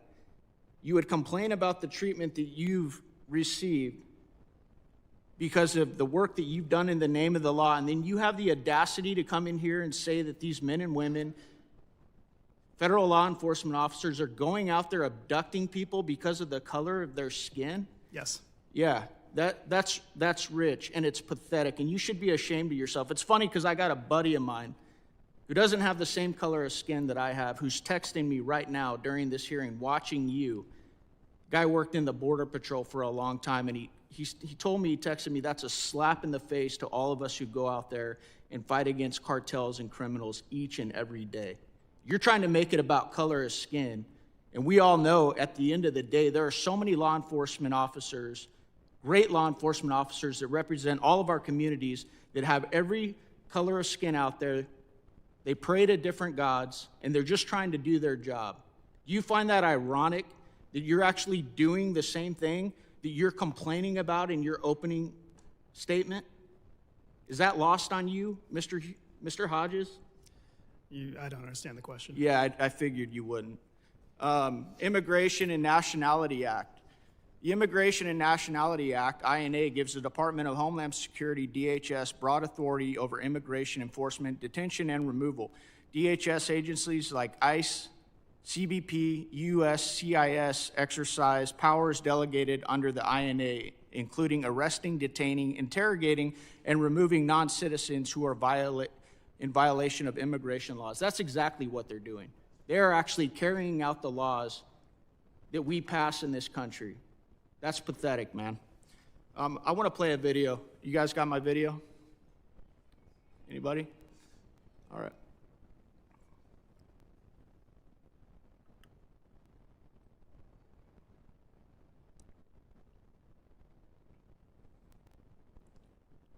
Now, obviously, we're sitting in here talking about rhetoric and how it fuels violence against officers. For you guys that represent so many officers around the country, what do you think it means to people that, you know, are out there watching and listening, watching social media, watching the news, and they see a member of Congress who sits on this committee go out there and behave like that? Go ahead, Mr. Thompson.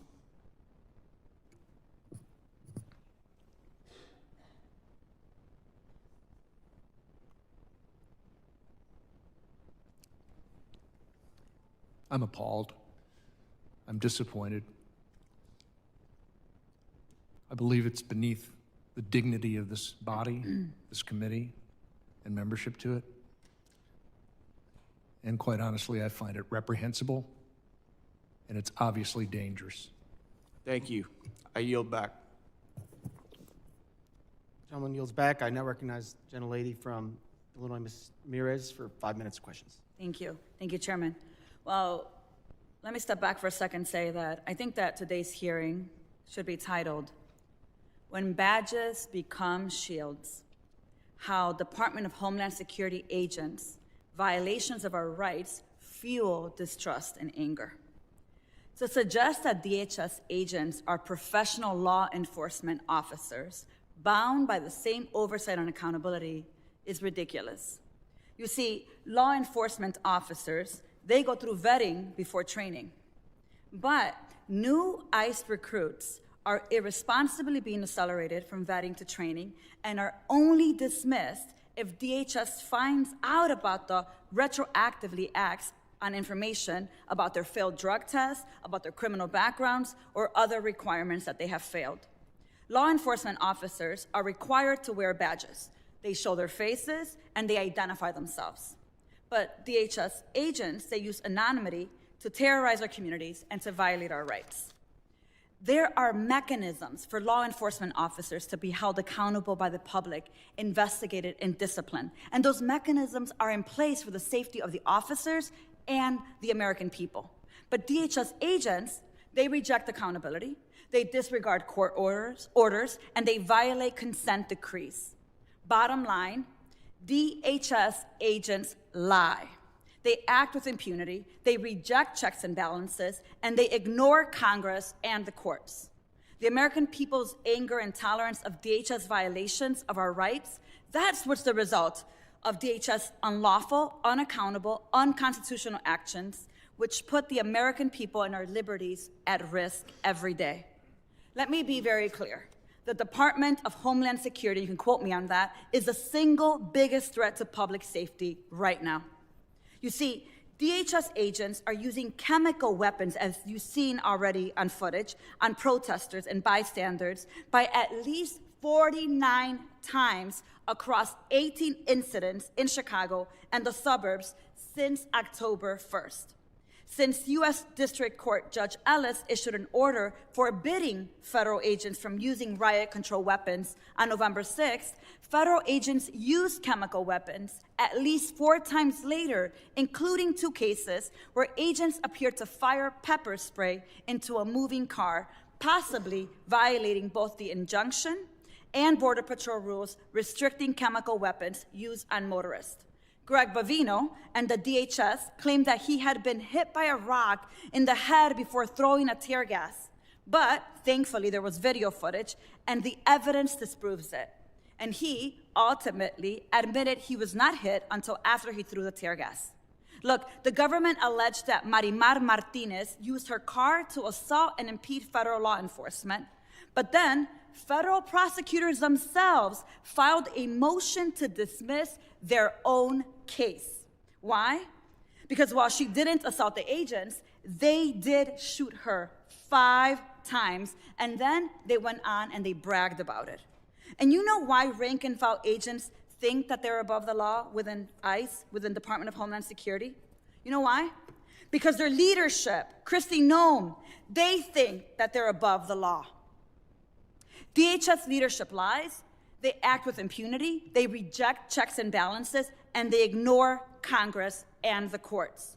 You know, people keep asking us around the country, why is it that DHS is allowed to behave this way?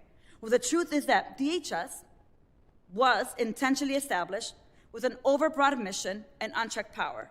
And Republicans, many of them in this room right now, expanded that unaccountable power with a blank check and unlimited personnel. Why? To terrorize people, to violate their rights, because fear is the point. But nothing that DHS is doing is making us any safer, and Americans are done. We're done. We're seeing through the lie. And we're saying enough is enough, and DHS has to be held accountable, and Congress has a responsibility of oversight.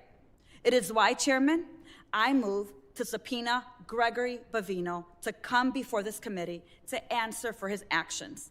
Mr. Chair, pursuant to Clause 2K6 of Rule 11.1, I move that the committee subpoena Gregory Bavino. Also, while you're doing that, I'd like to also enter into the record a letter demanding that Kristi Noem resign, and it's an updated letter for December 3rd. Mr. Chairman, I have a motion. Without objection, letter is admitted. Thank you. Mr. Chairman, I move to table the previous motion by Ms. Ramirez. Gentleman moves to table the motion. All those in favor say aye. Aye. Aye. All those opposed say no. No. Opinion of the chair, the ayes have it, and the motion to table is agreed to. Mr. Chair, I request a recorded vote. Committee will suspend while the clerk prepares the roll.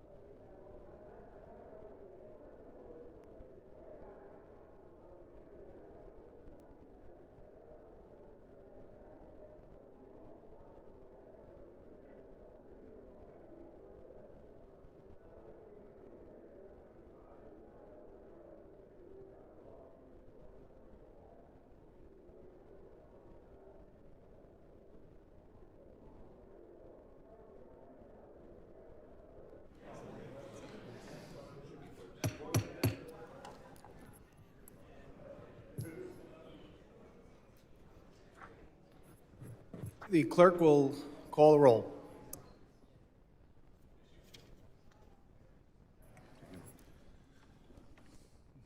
Mr. McCall. Mr. Guest. Mr. Guest votes aye. Mr. Jimenez. Mr. Jimenez votes aye. Mr. Pfluger. Ms. Green. Mr. Gonzalez. Mr. Gonzalez votes aye. Mr. Luttrell. Aye. Mr. Luttrell votes aye. Mr. Strong. Aye. Mr. Strong votes aye. Mr. Burkeen. Mr. Burkeen votes aye. Mr. Crane. Mr. Crane votes aye. Mr. Ogles. Mr. Ogles votes aye. Mrs. Biggs. Mrs. Biggs votes aye. Mr. Evans. Mr. Evans votes aye. Mr. McKenzie. Mr. McKenzie votes aye. Mr. Knott. Mr. Knott votes aye. Mr. Fong. Mr. Fong votes aye. Ranking Member Thompson. Nay. Ranking Member Thompson votes nay. Mr. Swalwell. Mr. Correa. No. Mr. Correa votes no. Mr. Tanadar. Mr. Magaziner. No. Mr. Magaziner votes no. Mr. Goldman. No. Mr. Goldman votes no. Mrs. Ramirez. No. Mrs. Ramirez votes no. Mr. Kennedy. No. Mr. Kennedy votes no. Mrs. McIver. No. Mrs. McIver votes no. Ms. Johnson. No. Ms. Johnson votes no. Mr. Hernandez. No. Mr. Hernandez votes no. Ms. Poe. No. Ms. Poe votes no. Mr. Walkinshaw. No. Mr. Walkinshaw votes no. Mr. Carter. Mr. Green of Texas. Green of Texas votes no. Mr. Green of Texas votes no. Are there any members who have not been recorded that wish to vote? Clerk, how am I recorded? The chairman has not yet been recorded. Chairman votes aye. Chairman Garbarino votes aye. Report to tally. Mr. Chairman, on that vote, there were 14 ayes and 12 noes. Motion is agreed to, and motion to table is agreed to. Mr. Chairman, I have a unanimous consent request. If now is a good time. Gentlemen, you see request? Yes. I'd like to introduce a December 2nd article from the Los Angeles Times entitled "Attacks on ICE Up 1,000%. Trump Administration Claim Not Backed Up by Court Records." And I have one more as well. It's an NPR article. White House claims more than 1,000% rise in assaults on ICE agents. Data says otherwise. Without objection.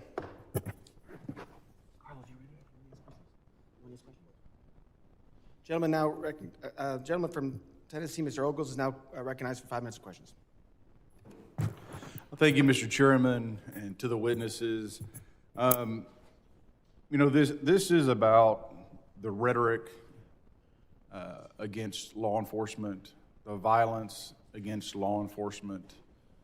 This isn't about ICE. This isn't about deportations or the Secretary doing her job, securing the border, and deporting those who are here illegally. Mr. Yos, looking at your testimony, it was 2023 that we hit a record number of shootings, 378 against law enforcement. Is that correct? Yes, sir. 46 killed and 118 ambush attacks. And that was before President Trump was in office. Yes, sir. This issue has far more to do with politics. Absolutely. This spans over 7 years of quantitative data, and that's only since we've been recording. It's been before that. This has been growing, something that we need to address. And then one of my colleagues on the other side had the audacity to claim that Homeland Security was the biggest threat to our country and to our safety. That pisses me off. That is reckless. That is dangerous. Our border was wide open. The Biden administration was allowing us to be invaded by murderers, rapists, drug traffickers, child traffickers, and if an ICE agent needs to wear a mask to protect his or her family, then so be it. Everyone who's here illegally, in my book, should be deported. Mask or no mask. They're here in violation of the law. But my colleagues on the other side, with their dangerous and feckless comments, fail to acknowledge the fact that our country is more secure today than it was previously. In fact, if you look at the trend lines for shootings against officers, they're down compared to 2023, and praise the Lord, and hopefully it will remain. Mr. Hughes, you wrote the federal agents are now relocating their families, altering daily routines, and reducing their public presence because of targeted harassment. That is extraordinary. Agents having to uproot their families, literally having to change routines because of rhetoric, because of dangerous comments. Look, it's a tough job. I come from a family of cops. My granddad retired from Nashville PD before it was actually Metro. My uncle was a cop. My cousin was a cop. I had the privilege of serving the sheriff's department for 2 years before I went into politics. It's a tough job. Every day you put your life on the line. My very first call was an Army Ranger with PTSD who had a knife. Fortunately, I was able to put a countertop between myself until, quite frankly, more experienced officers were able to arrive and talk him down, and he put down the knife, and we got him help. Every day, you put yourself in harm's way.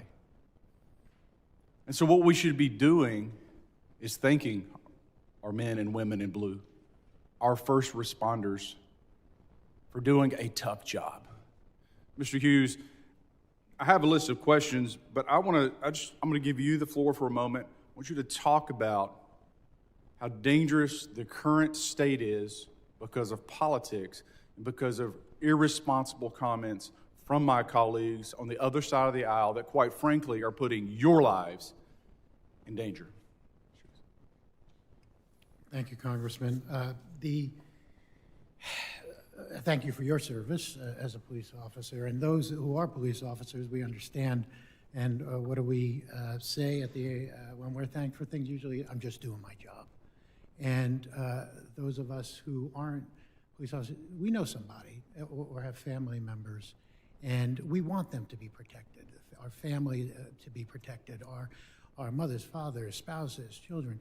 And when we get the anti-law enforcement rhetoric fueling the violence, that's unacceptable. And I think that we could all agree on that basic premise that any anti-law enforcement rhetoric should be bad because we are the ones that are out there enforcing the laws that Congress makes and the laws that are on the books. And we are charged with abiding by the rule of law and executing our duties and our oath to uphold the rule of law. And we are just in an environment that is so toxic we need to get back to. Thank you, sir. Mr. Chairman, my time has expired. I yield back. Gentleman yields back. I now recognize the gentleman from New York, Mr. Kennedy, for 5 minutes of questions. Thank you, Chairman. I want to take a moment to thank our witnesses for their service. Each of you has answered a call to protect your communities, oftentimes at risk of your own life. And to that, we owe you a debt of gratitude. I'd like to take a moment to recognize Officer Hodges for his heroic actions on January 6th, defending the very Capitol complex that we're currently sitting in. Thank you for being here, for your defense of our nation and our liberty, and for being there on that dark day and for speaking out about it since. Additionally, I want to acknowledge the tragic shooting of 2 National Guard members last week, Sarah Beckstrom and Andrew Wolf. Our hearts are broken and our nation is grieving. My heart is with Army Special Beckstrom's family during this devastating time of loss, and I'm praying for Staff Sergeant Wolf as he recovers from this senseless act. Every day, law enforcement officers willingly and heroically place their lives and their families' futures at risk. They keep our communities safe, promote the regular flow of people and goods, and protect the public from the dangers of everything from gun violence to acts of terrorism, working best when they're closely intertwined and connected with the communities and people they serve. Let me be very clear. Any violence, including attacks against our state, local, and federal law enforcement officers, cannot and will not be tolerated. In my district, a mass shooting on May 14th, 2022 by a white supremacist, racist terrorist killed 10 New Yorkers, including Lieutenant Aaron Salter Jr., a retired 30-year veteran of the Buffalo Police Department who made the ultimate sacrifice defending our community. My community is just one of many that have lost dedicated public servants in the line of duty. Across administrations, we've seen an uptick in both the number of officers who've experienced assault while on the job, as well as those brave souls who've tragically been killed. However, what's changed with this administration is the escalation by President Trump himself, creating dangerous, even lethal situations for both law enforcement officers and the people they protect. Democrats have warned time and time again of the dangers of this violent rhetoric, coming from a president who picks and chooses when to support officers based on whether or not it suits him. If it's to terrorize communities and detain American citizens, this president throws his full weight behind law enforcement. But if it's to prevent the toppling of the world's greatest democracy and the safety of our citizens, this president stands behind insurrectionists and even pardons convicted drug lords and other convicted criminals, rather than standing behind the brave law enforcement officers protecting our communities in the peaceful transfer of power. Furthermore, President Trump is defunding the police, systematically undermining public safety as we know it. And while he's making inflammatory statements insinuating the need to execute members of Congress, he's canceling counterterrorism grant programs designed to support state and local police, unleashing unnecessary and violent ICE raids in peaceful communities in residential neighborhoods, degrading and neglecting critical Homeland Security missions, proposing to slash budgets for the FBI, ATF, and DEA, and has done nothing to combat the scourge of guns on our streets that injure officers every single day. Taken as a whole, Trump's inflammatory rhetoric, his own unwillingness to follow the law, and his failed policies undermine officer safety and threaten the very communities they protect and serve. Officer Hodges, you defended the Capitol on January 6th and suffered severe injuries at the hands of an individual who's now free thanks to President Trump's pardon. What kind of message is the president sending to individuals looking to carry out violence against law enforcement personnel? Pardoning people who assaulted myself and my colleagues, who attacked the Capitol, tells them that they can do it again, that they can do it with impunity, that they will face no repercussions for their actions. And unfortunately, that message is received loud and clear. My time is up. I yield back. Gentleman's time's expired. I now recognize the gentleman from Texas, Mr. Gonzalez, for 5 minutes of questions. Great. Thank you, Chairman. Thank you, everybody, for being here today. You know, this committee used to be a committee that would talk about policy, and now I feel like all we do is talk about politics. There's enough politics in this town. I'm going to use my time to talk about some policy. In the city of San Antonio, just recently, ICE, the ICE facility there, had a package delivered with white substance, right, as an intimidation factor to try to bully ICE to not do their job. I think it's absolutely sickening, and it's ultimately dangerous. My question to you, Mr. Hughes, what can we do to continue to support ICE agents, whether it's, in particularly ICE agents? Is there anything we can do as lawmakers to show that we support the rule of law? Thank you, Congressman. Look, the polarization you referred to is just unprecedented, and we're in really a hard time right now, where we really need to bring it back and really look for answers together. That said, there are many recommendations that we made, FLIOA made, in looking at enhancing 18 U.S.C. 111 or 18 U.S.C. 912, other bipartisan bills like Protect and Serve Act, Back to Blue, and Blue Shield Privacy Act. We need to be looking together, a bipartisan way, to come up with protections for ICE and others so that they can do their jobs in an effective way in protecting us and defending the rule of law.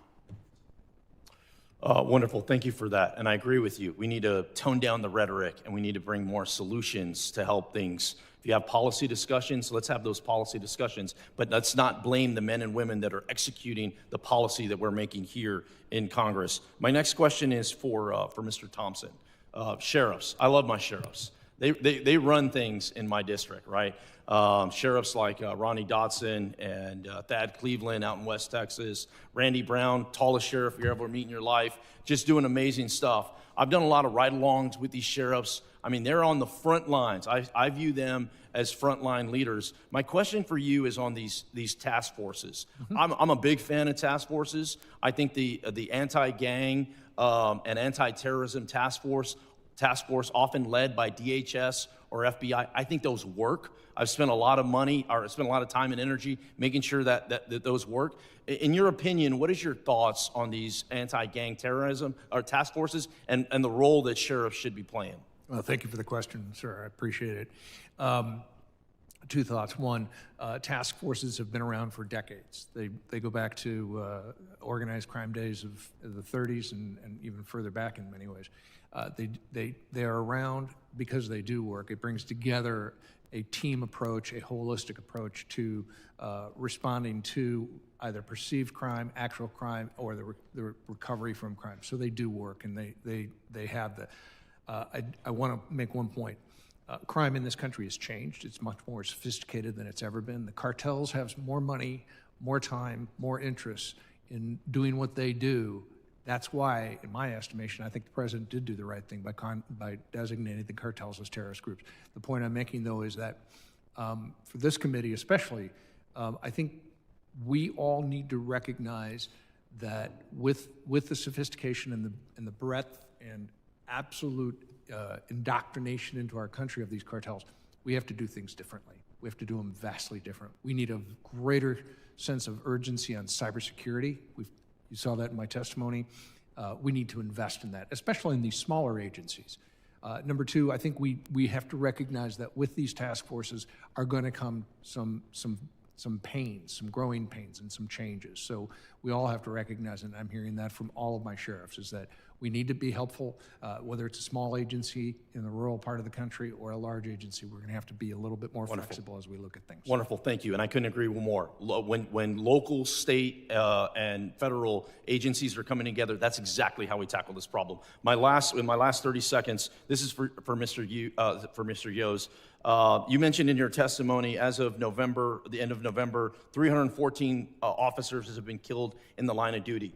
I'm from San Antonio. I represent a very large district that goes all the way to El Paso, but I was shocked that my police officers in San Antonio do not have bulletproof vehicles. Zero. There are zero bulletproof vehicles. And when I tried to help them get bulletproof vehicles, it was liberal mayors and liberal city councils that prevented that from happening.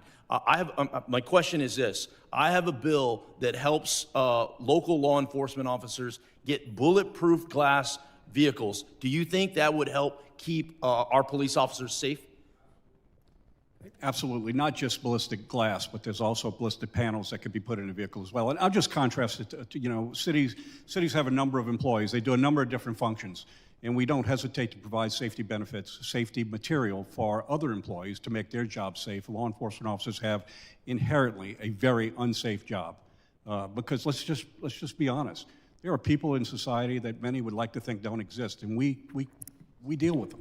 And so giving us the tools necessary to do our job and go home to our families, That's 2,553 families that have been shot. And let me tell you, the numbers are staggering, how many were killed. But what's even more staggering is this is lives that have been changed. Medicine, ballistic equipment, trauma response, these things have brought these numbers down. So gladly and luckily, we've been able to save a lot of lives, but that doesn't mean they're not trying to kill us. Thank you again, gentlemen, for your service, and thank you, Chairman. I yield back. Gentleman yields back. I now recognize the gentlelady from New Jersey, Ms. McIver, for 5 minutes. Thank you so much, Chairman, and thank you to our ranking member and to our witnesses for joining us today. Thank you for serving our communities. Specifically to you, Mr. Hodges, I am just in awe to see you here today, and I want to thank you for your service, specifically for protecting this very institution. It's unfortunate that Mr. Crane had to run out of here for my comments, but you know, I want to apologize to you for his comments, because for him to have the audacity to be disrespectful to you, giving your honorable service to protecting this very body, is a shame. Republicans only have respect for law enforcement that supports their political agenda. That is a given here that we see all the time. There's no shocker to anyone on this committee, and definitely no shocker to me, that yet another hearing I live rent-free space in Mr. Crane's head over and over again, while he's obsessing about me doing my job of oversight, while he continues to fail to do his job to service the people of Arizona, while there's a detention center that had deaths there, and yet to this day, Mr. Crane refuses to have oversight and go there and visit that detention center, but steady worrying about me here doing my job, then using the power that his constituents have given him by electing him to do his job. Before I begin into my comments about this specific hearing, I want to take a moment to honor the National Guard officer who tragically lost her life in the horrific shooting last week, and to extend my prayers to the guardsman who is still fighting for his life. Their bravery reminds us of the tremendous risk our service members take every single day. We have all seen the National Guard deploy into communities, not to support law enforcement missions, but to wander down residential streets, help with yard work just outside the Capitol, or simply serve as a political scenery. Now 500 more guardsmen are being sent into Washington, D.C. because this administration is choosing optics over strategy and politics over safety. These people should not be placed in harm's way to serve as props in the president's twisted agenda. But my colleagues across the aisle didn't call this hearing to talk about solutions. They aren't interested in those. What they are trying to do is point fingers so they can deflect blame. They want to convince the American people that Democratic rhetoric is the issue. It is not Democrats who are praising, let alone pardoning, people who stormed this very Capitol complex to beat police officers and hunt down elected officials. It is Donald Trump who pardoned more than 1,500 January 6 rioters. I hope we can all agree, as we keep saying out of our mouths here, that any form of violence is unacceptable. Show me, say it. Gun violence continues to threaten our communities and the officers sworn to protect them, and we should be focused on real solutions rooted in public safety. But I do not want to hear selective, phony outrage about rhetoric from people who only sometimes, when it's beneficial to them, want to protect law enforcement. Let's not forget, as violence threats surged across this country, the Trump administration froze billions of dollars to counterterrorism and nonprofit security grant funds. The very money meant to protect synagogues, mosques, churches, and even HBCUs and other community institutions. Republicans stood by silently as their own administration stripped away critical protections from grantees they now claim to care about. So when Republicans sit here today and try to lecture anyone about supporting the rule of law and those who work to uphold it, the hypocrisy is alarming. They have repeatedly proposed cuts to the very agencies that keep officers and communities safe. They have embraced violent rhetoric from their leader, rhetoric that includes open calls for the murder of political opponents. They have abandoned the officers who defended this Capitol on January 6th and instead wrapped their arms around the people who attacked them. In Newark, my district, violent crime has gone down by 23% because we invested in real community-based intervention, trauma-informed crisis response, and real community policing. When we talk about real action, we see real results. On the other hand, political stunts, military deployed on American city streets, mass ICE agents tearing through communities, these things make us unsafe. In my district, we choose trust over terror, partnership over provocation, and the results speaks for themselves. So let's do some real work on this committee, and let's leave here with some solutions, not just comments and statements every week. With that, I yield back, Mr. Chairman. Gentlelady yields back. I now recognize the gentleman from Alabama, Mr. Strong, for 5 minutes of questions. Thank you, Mr. Chairman, and thank you to our witnesses for being here today. Our brave law enforcement officers put their lives on the line every day to uphold our laws and protect Americans. We deserve every tool and protection necessary to carry out their mission safely and effectively without fear of being targeted simply for doing their job. Mr. Hughes, DHS has reported an 8,000% increase in threats, doxing, and direct attacks against federal law enforcement. In Alabama, we felt the impact of rising violence. We've lost dedicated law enforcement officers who made the ultimate sacrifice. What do you think is driving this escalation, and how has it changed the way officers approach their daily duties? Thank you, Congressman.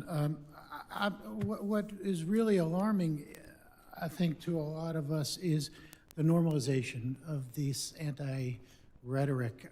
We have to understand that police officers are enforcing the laws. They're enforcing the laws that this body makes and that the elected officials make. And when we have that anti-rhetoric on law enforcement officers, it just fuels the fire. A lot of it's social media. We see social media that puts out information that isn't necessarily true all the time, and it just fuels the flames. And it makes the violence against police officers seem normal. It's not right. It's against the law, and we need to do something about it. Thank you. I want to shift briefly to the intelligence side of this, because when we see coordinated ambushes and targeted attacks, it raises serious questions about prevention. Mr. Hughes, are there specific intelligence sharing gaps between federal, state, and local agencies that make it harder to detect or prevent coordinated attacks against officers? You know, after 9/11, we're supposed to really be filling these gaps with intelligence and sharing of information. But we need more. We need better sharing of information. We need to be sharing information, federal, state, local, tribal, territorial, to make sure that all law enforcement has the information to make informed decisions. That's what you all do. That's what we need to do as well. If we are missing pieces of information, that will affect the operational effectiveness. Thank you. Turning to our state and local partners, we're hearing that this isn't just a federal challenge. It's hitting sheriff's deputies, local police across the country. Mr. Thompson, are you seeing a measurable recruitment or retention impact at the local level as a result of these threats and the more hostile talks around policing? We are indeed. I know of several agencies, sheriff's offices, PDs as well, that are short bodies in the neighborhood of 40, 45%, some even higher. Let's remember, smaller agencies are always even more difficultly confronted with these challenges. You have 10 deputies and you lose 3 people. The time to replace those it's months to get that done. It's happening on an increased pace. We're seeing it slow a bit, but it's still very, very bad. I speak from a firsthand knowledge. I served 26 years in local government. I was the chairman of the Madison County Commission, and I can tell you this right here. What we did to solve some of these problems was we doubled the size of law enforcement in our county. It made a substantial difference. I know that Representative Gonzalez mentioned about bulletproof vehicles. I bought 2 what are known as Bearcats for our community, and I can tell you this right here. It worked for our sheriff's department. It will work for other law enforcement throughout this country. It is a very good investment to save lives. Rather than having to go through a door, you've got the ability to use less than lethal options by using tear gas inside that, make them come out, and it works. You start looking at all the different things that you do, and these working together is what makes law enforcement safer. But I will say another area I'm concerned about is the way technology is now weaponizing against law enforcement, not just against officers themselves, but also against their families. We're seeing unauthorized tracking tools and online platforms that publicize officers' location in real time. On top of that, we've seen officers' home addresses, their children's school locations, and even family photos posted online in coordination with doxing campaigns. My question to you is, are you seeing that at each of your levels? I'll start with you, Mr. Thompson. We are seeing it. It's an exponential growth in the public release of privileged information. Law enforcement PII is considered privileged information in nearly every state, but nevertheless, we're seeing it. It's growing radically, and it's having a devastating effect. Thank you. Mr. Chairman, I yield back. The gentleman yields back. I now recognize the young lady from Texas, Ms. Johnson, for 5 minutes of questions. Thank you so much, Mr. Chairman. I want to begin by echoing the sentiments of my colleagues that violence is never the answer, and that we all must hold our own accountable. And we're here today to discuss how violent actions and rhetoric fuels the problems that we're having in this country. And I want to respond to a couple things, because what is striking me is this incredible hypocrisy of this conversation, which is no one in this committee, no one in this Congress condones violence against our law enforcement. No one. At all. And any insinuation that we are encouraging violence against law enforcement is just outrageous and should not be tolerated. But I think what we're also seeing here is a silence of people who are refusing to criticize ICE agents in particular, who are going outside of their authority and abusing their power in a violent way against American citizens. And there is silence on the condemnation of that. I haven't heard anyone in this panel, except for maybe Officer Hodges, criticize that. I think part of the problem is, I am a big fan of Dallas Police Department. I have worked closely with them. I'm so supportive of them. And I agree with the comments that we need to double down to keep our law enforcement safe. It is outrageous to me, this indignation that we're having by Republicans who have voted to consistently defund efforts that keep officers safe, as many of my colleagues have pointed out. And addressing gun violence, for example. More officers are killed in gun violence and mass shootings that have nothing to do with a predisposition against ICE. But yet we're not talking about that. But that is a direct threat to the safety of law enforcement. And what we see here, though, is we have bad cops and we have bad ICE agents. And right now, the American public has a laser focus on some of these ICE agents who are exercising their authority and their power in a very abusive and uncontrolled way. I was going to offer a video today of a gentleman who is an American citizen who's 79 years old, whose business was targeted in a raid, and he was trying to show the valid papers of his employees. Instead, he was tackled and ramshackled to the ground in a very violent way, fracturing his ribs, giving him a brain injury, as an American citizen who did not one thing wrong. And I think what we're really missing here in this conversation is that ICE agents are frequently acting with a lack of probable cause. To the point of, I think, one of the conversations that you said, Mr. Hodges, is that when you erode the rule of law, you erode the confidence in law enforcement.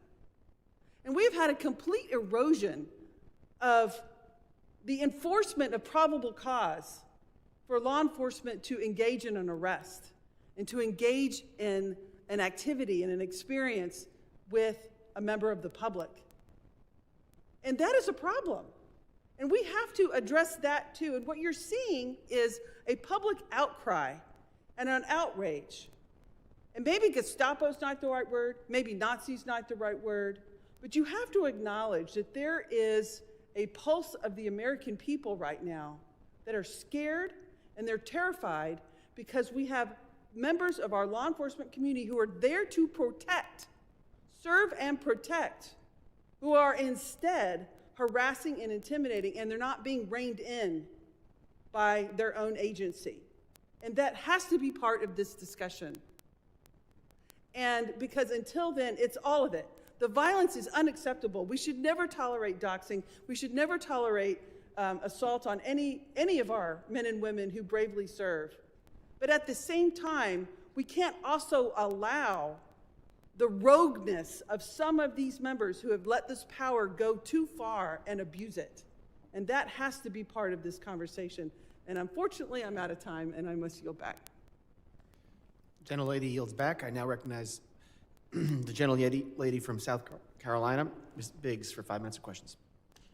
Thank you for holding this hearing, Chairman Garbarino, and thank you to our witnesses for being here today.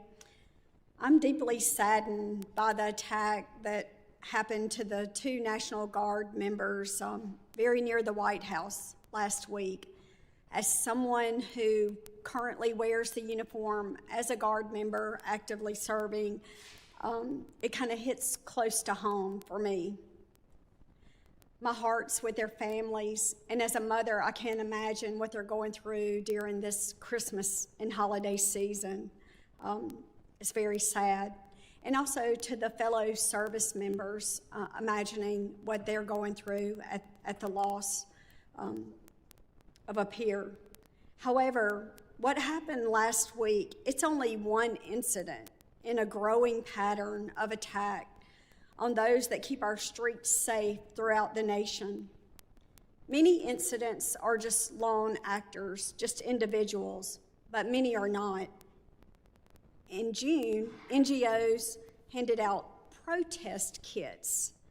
That included goggles and face shields and gloves at the Los Angeles riots. In July, alleged Antifa members attacked an ICE facility in Texas, where 11 were arrested and several face terrorism charges now.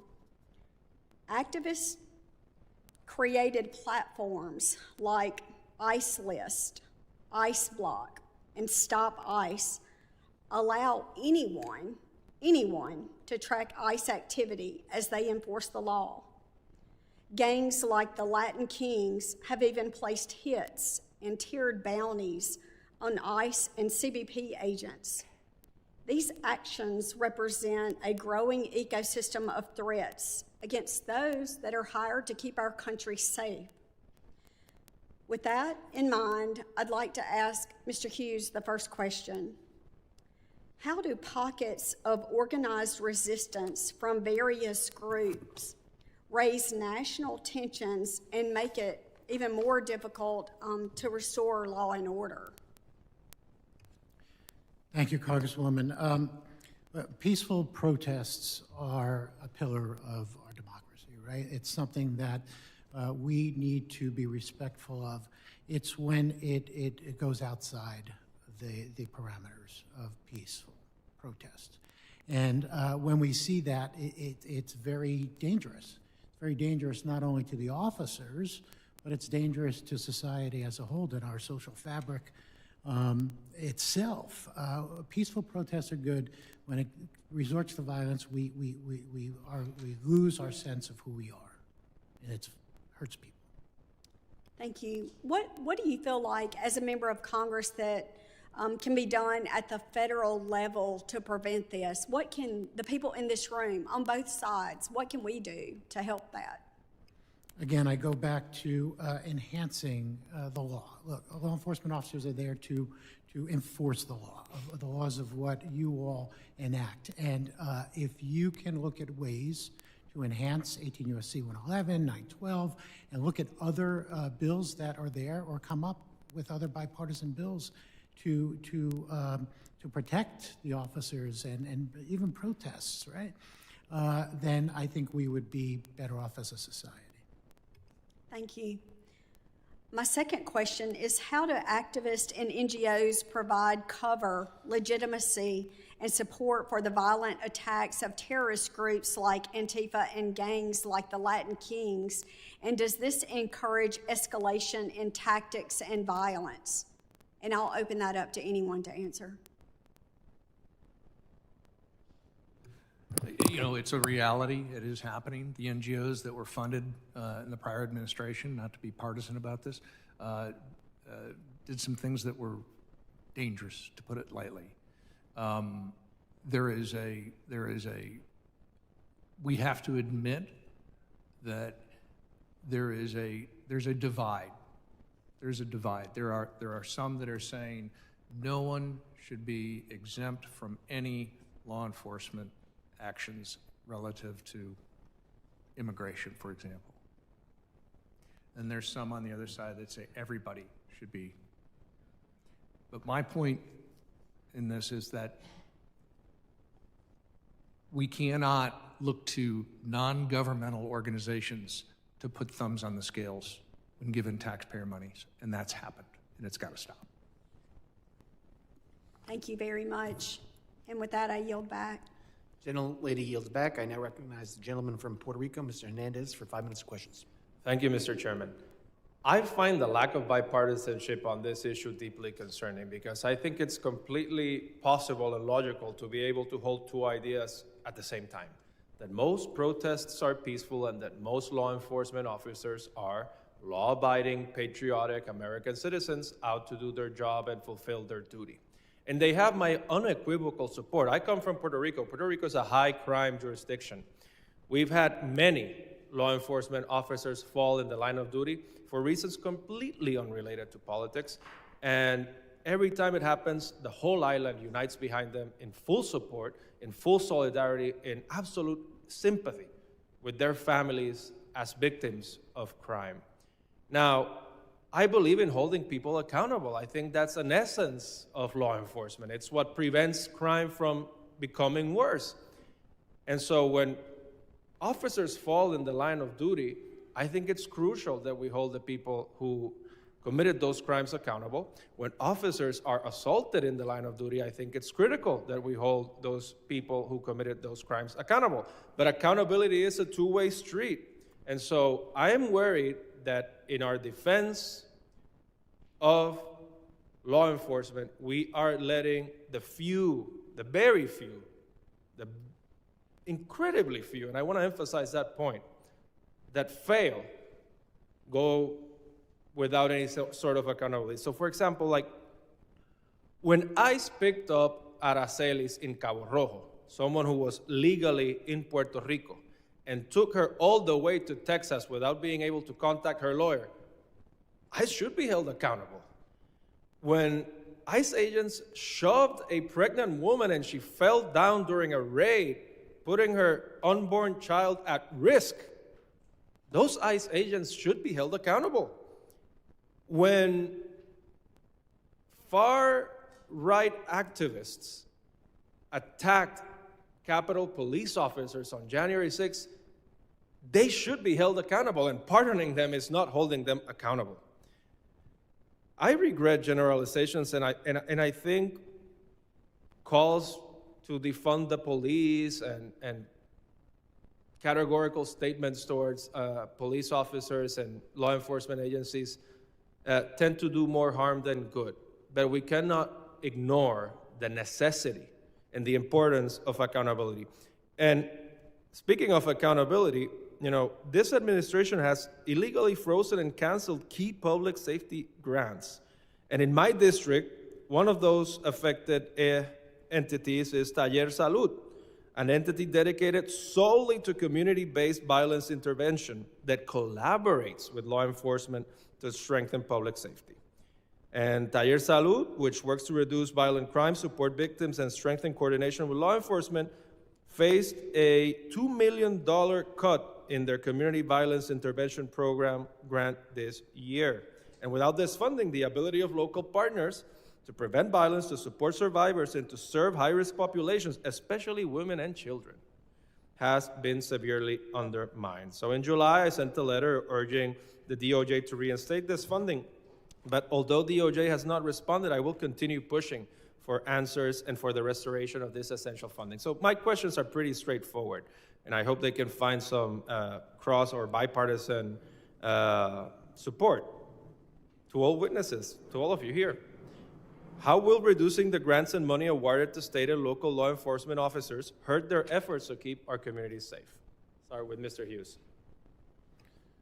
So, Congressman, thank you for the question. And like you spoke about accountability, and accountability is essential in everything that we do. Because once we lose that accountability, we lose the public trust, we lose the strength in the institutions. We need to have the accountability. And I'll say also that nobody should be going outside the law. No law enforcement officer, nobody. And hopefully there's no debate on that. We all have to act in accordance with the law. And if we don't, we should be held accountable. So we need to be working as a body here to ensure that the laws reflect that, and we're providing the protections and the strengthening of the laws to do that, and then the law enforcement officers can act accordingly. Mr. Thompson. I'll address the grants. We're broke as a nation. We're $37 trillion in debt. Everybody's got to take some action. Well, I disagree. I understand that, but I also disagree. I've seen spending go up in areas that are not necessary, while spending goes down in areas that are. I disagree with your point, and I see my time is up, I'll address so I the yield grants back. question, and the grants, they hurt. There's no two ways about it. When those dollars don't make it down to the boots on the ground, protecting us, it hurts. Thank you. Gentleman yields back.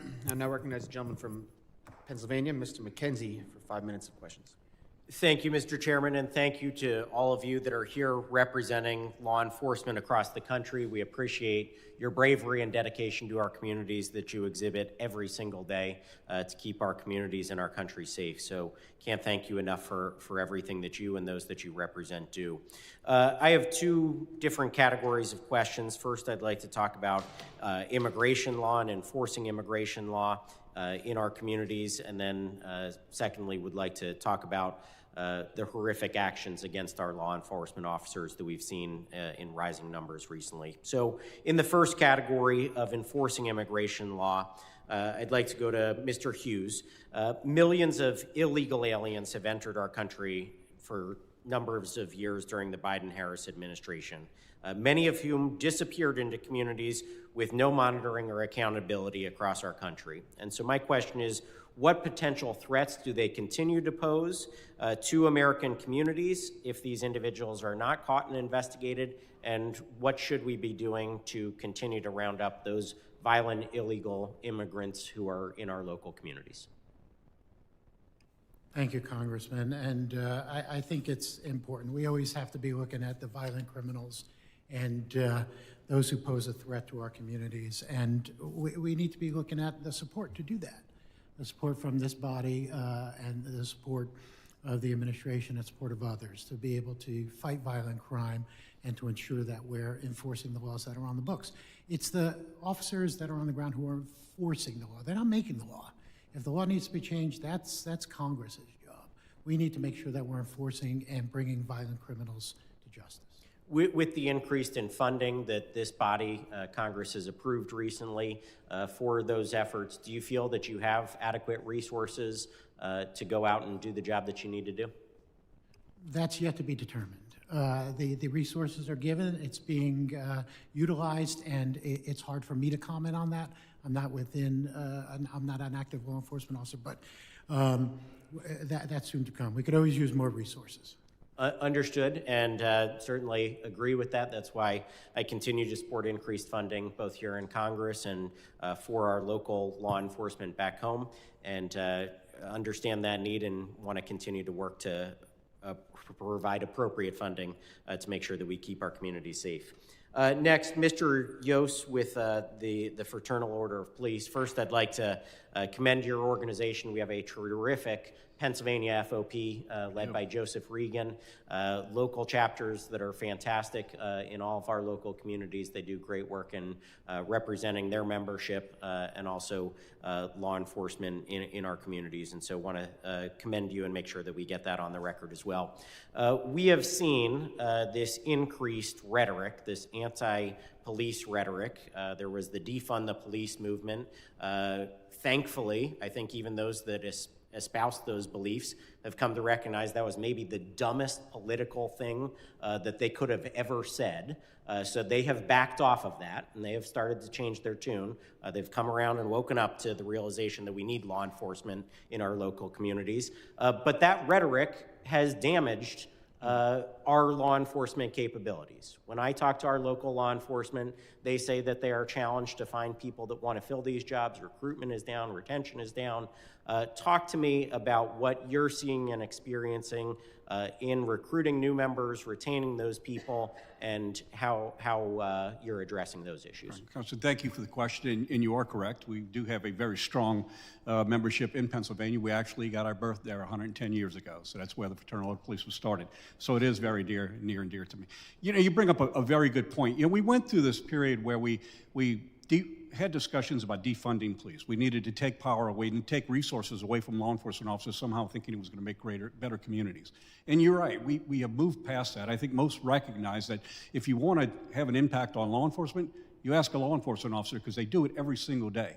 So when we have discussions on how we improve the criminal justice system and exclude a very important part of that, you're going to end up with results, I call them failed experiments, because we know unless you have everyone sitting at the table having these discussions on how to improve it, you're going to have problems. So we went through this whole defunding period where we did so much damage to law enforcement. While we might have moved on from the whole concept of defunding law enforcement, what we did is we made it less appealing. So we have a recruiting, I'll argue with it, we don't have a recruiting and retention problem. We have a retention and recruiting problem, because the best recruiters we have are the people that are law enforcement officers who recognize somebody within a community and say, you have the qualities that we need within our community. Why don't you come help us shape the future of our community? That's how they got into law enforcement. They didn't get into law enforcement because they saw a commercial on TV and said, join my agency, or some slick ad. No, they got in because of a personal connection to somebody that reached out to them. We've made our job so less appealing to people that we're dealing with a problem. And here's the problem with it. It is almost generational. Because you can't hire an officer today and expect them to be an effective officer for probably 5-6 years. So every time we have somebody walking out the door, know that it is not easy to fill that position. Well, again, I want to thank you. The people that are in law enforcement in our local communities, by and large, do a terrific job every single day. We commend them, we thank them. There are friends in our local communities that keep us safe, but the anti-law enforcement rhetoric that we've heard from defund the police, and that's passed, what is going on against ICE agents? Gentleman's time has expired. I recognize that anti-rhetoric, anti-police rhetoric, and lady from New Jersey from that as well. Thank you. Thank you, Mr. Chairman. First, let me open by stating that violence against law enforcement officers is reprehensible. I condemn it in the strongest possible terms. Our brave law enforcement officers risk their lives every day to keep our communities safe. As lawmakers, we must have their back. At the same time, law enforcement officers who are acting outside the bounds of the law need to be held accountable. These bad actors undermine the good work that officers do and create distrust in our communities. We need to balance these needs so that we can stop the actions that are terrorizing our communities, families, and children. We need to ensure oversight, while at the same time, we need to provide our officers with the funding and tools they need to keep us safe. I am proud that 2 of my bills do this and have earned the endorsement of the Federal Law Enforcement Officers Association testifying here today. One bill, the Leo Fair Retirement Act, would address the retirement cliff for law enforcement that helps prioritize recruiting and retaining officers. I have also prioritized bringing federal dollars back to my district to equip law enforcement ahead of the World Cup. Now, like most Americans, I was appalled by this administration's decision to pardon more than 1,500 violent criminals who took part in the January 6th attack on law enforcement and the American democracy. On January 6, 2021, law enforcement defended this building against a violent mob. 114 Capitol Police were beaten and assaulted. 5 officers tragically lost their lives. One of the officers who lost their life was New Jersey native Brian Sicknick. I am also very concerned by this administration's budget proposal, which seeks deep cuts to the FBI, AFT, and DEA agencies who keep guns and drugs off of our streets. These agencies are crucial partners to our state and local departments. The proposed cuts continue to a pattern of behavior of defunding the police by this president. In the past, the first Trump administration tried cutting cops and Burns JAG programs that help with community.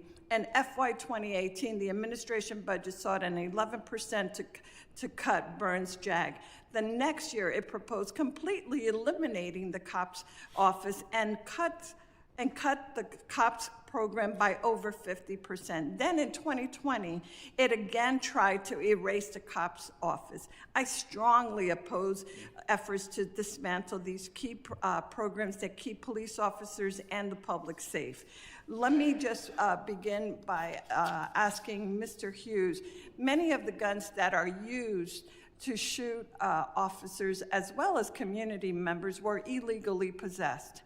We must do everything that we can to get illegal guns off of our streets. Unfortunately, the AFT is hamstrung in its ability to trace guns used in these crimes. I recently introduced the Crime Gun Modernization Act to bring AFT into the 21st century by allowing AFT to electronically trace fire guns used in crimes. Can you please explain how modernizing crime guns tracing would give law enforcement a key tool to keep officers and citizens safe? Thank you, Congresswoman. Appreciate that and appreciate your support for enhancing federal law enforcement recruitment and retention, and that includes your leadership with the Law Enforcement Fair Retirement Act, which is a priority of FLEOA. The Gun Crime Tracing Modernization Act. Look, it's getting more sophisticated with guns, and we need to be looking at ways to track guns and see where these crimes are originating, where the guns are originating, and so forth. I know that we support a searchable nationwide way to be able to do this, to see where, to help identify trends, connect the dots, so to speak, on what's going on, to make sure, especially with the ghost guns and things like that that are coming up, we have to be really careful here and ensure that we're protecting society from these dangerous guns. Thank you, and thank you for your organization's endorsement of my bill. I really appreciate your support. Thank you, Mr. Chairman. I yield back. Gentlelady yields back. I now recognize the gentleman from North Carolina, Mr. Knott, for 5 minutes of questions. Thank you, Mr. Chairman. It's great to be back in the committee. To the witnesses, thank you for the work that you do, the organizations that you represent, and the support that you provide law enforcement all over this country. And I must say, I'm a little bit surprised that the Democrats in this room and around this Congress are trying to paint the mirage that they actually support law enforcement, that they have law enforcement's back. I don't think they're going to be successful. The level of dishonesty that we're hearing even today, just a short recollection. Defunding the police, that's a Democrat priority. Cashless bail, that's a Democrat policy. Weak laws and light sentences, that's a Democrat problem. Open borders, the Democrats defended that ferociously, and they continue to defend that policy in this very committee. No vetting admission into this country, that's a Democrat issue. Sanctuary policies, We saw that in very robust form all over the country in Democrat cities and Democrat states. And we continue to see that today. Look at California, look at Illinois, look at Democrat cities even in my home state of North Carolina. Sanctuary policies persist in Democrat jurisdictions. Even members of this committee have called ICE and DHS and other law enforcement officers Nazis, racists, terrorists, Gestapo. I find that, and I find the accusations shameful. Shameful. There is not one bit of protest to the harm that illegal immigration and the crime from illegal immigration is causing law enforcement. I worked in law enforcement for 10 years. I worked as a federal prosecutor. I saw the difference between the first Trump administration and the Biden administration. We just had a question about gun crime. It was much harder to charge someone for illegally possessing a firearm when Biden was president. I saw it firsthand. And I want to talk to you, starting with Mr. Hughes, talk about the sophistication of the criminal element and what type of difficulties that poses law enforcement in your experience. Yeah, no, so, criminals are getting, thank you, Congressman. Yep. As we know, the criminals are getting so sophisticated in the way that they operate. We see this here and abroad, and we have to keep up, and we need to keep pace with that. We need to be looking at every tool available to be able to counter, fight, combat all the crimes that are going on in society today. Mr. Thompson, I want you to talk about it. I want you to talk, you talked about the previous administration and the danger that those activities have led directly to American streets. Talk about how open borders has increased the danger that law enforcement faces on the streets of the country. Yeah, I believe it's significant. I would consider it an obvious threat that is, I think there was a number of people that chose to ignore it for, I think, political reasons in some cases, and I think also they believed truly to their heart that they were doing good. Right. And that's fair. But to your question, we are now facing the most sophisticated criminal element in our nation's history. I mean, just when I started as a prosecutor, local law enforcement who were task forced would kick in a door and they would find a Glock and maybe a baggie of drugs. Now it's an AK-47 and 1.5 kilograms of fentanyl. And 10 computers that are used to track, trace, and follow law enforcement. That's right. And the international element in local crime, it cannot be overstated. Am I correct? You're absolutely correct. It's everywhere now. And there's this perception that you're either a hardened criminal with an AK-47 over your shoulder or you are a law-abiding citizen. In my experience, some of the best criminals were the hardest to catch. That is a true statement, sir. Explain and they that. are also the most dangerous. Yes, explain that to the members. The level of dedication to the principle of the crime is driven by arrogance, ego, profit, and cruelty, in my estimation. Yeah. And it is now become a globalized, connected The level of camouflage. There are criminals who operate in schools and Deception farms, is perfect. in businesses, in law enforcement. Am I correct? You are correct, sir. Mr. Gose, briefly, I've got a few seconds left. There was a clip that was played earlier that showed some very forceful actions by law enforcement. Yes. Given the rhetoric that we've seen from my colleagues on the other side of the aisle in sanctuary cities, calling these members Gestapo, Nazis, inciting fear amongst various communities, how has that damaged law enforcement's ability to act without the use of force? Well, look, I looked at the videos, and I think there was a lot of discussions here about the need to have oversight and discussions, and we really did dive into some few things that are worth looking into. But I will tell you what we didn't dive into. We came here to talk about law enforcement officers that are shot in the line of duty, law enforcement officers that are ambushed, and not one time did we even mention one person about how they were sitting, eating lunch or eating dinner, and were shot. So we missed the whole point. It's disappointing to see. I'm finally excited that we were going to talk about a real issue here, something near and dear to my members. 2,553 officers have been shot, yet we're not talking about it. We're talking about tactics or politics and everything else. At the end of the day, it's still my members that are out there facing it every day. To answer your question, crime is changing. It's evolving in a way that we can't keep up with it. we're always going to be at a disadvantage because they make decisions pretty quick.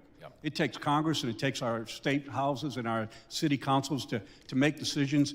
It takes a while. So we're always playing catch-up ball. It is not a very comfortable time to be in law enforcement because we're never going to get ahead of it. And use of force is sometimes used. It's needed to be used. Use of force is... Gentlemen, Mr. Chairman's time has expired. We're going to also, you're going to get some questions in writing as well that you didn't get answered. I know I'm going to submit a bunch, so we hope you will be all submit answers in writing at the end. But we do want to, the witnesses have been here for a long time. We have other people waiting. I want to keep... Gentlemen, thank you.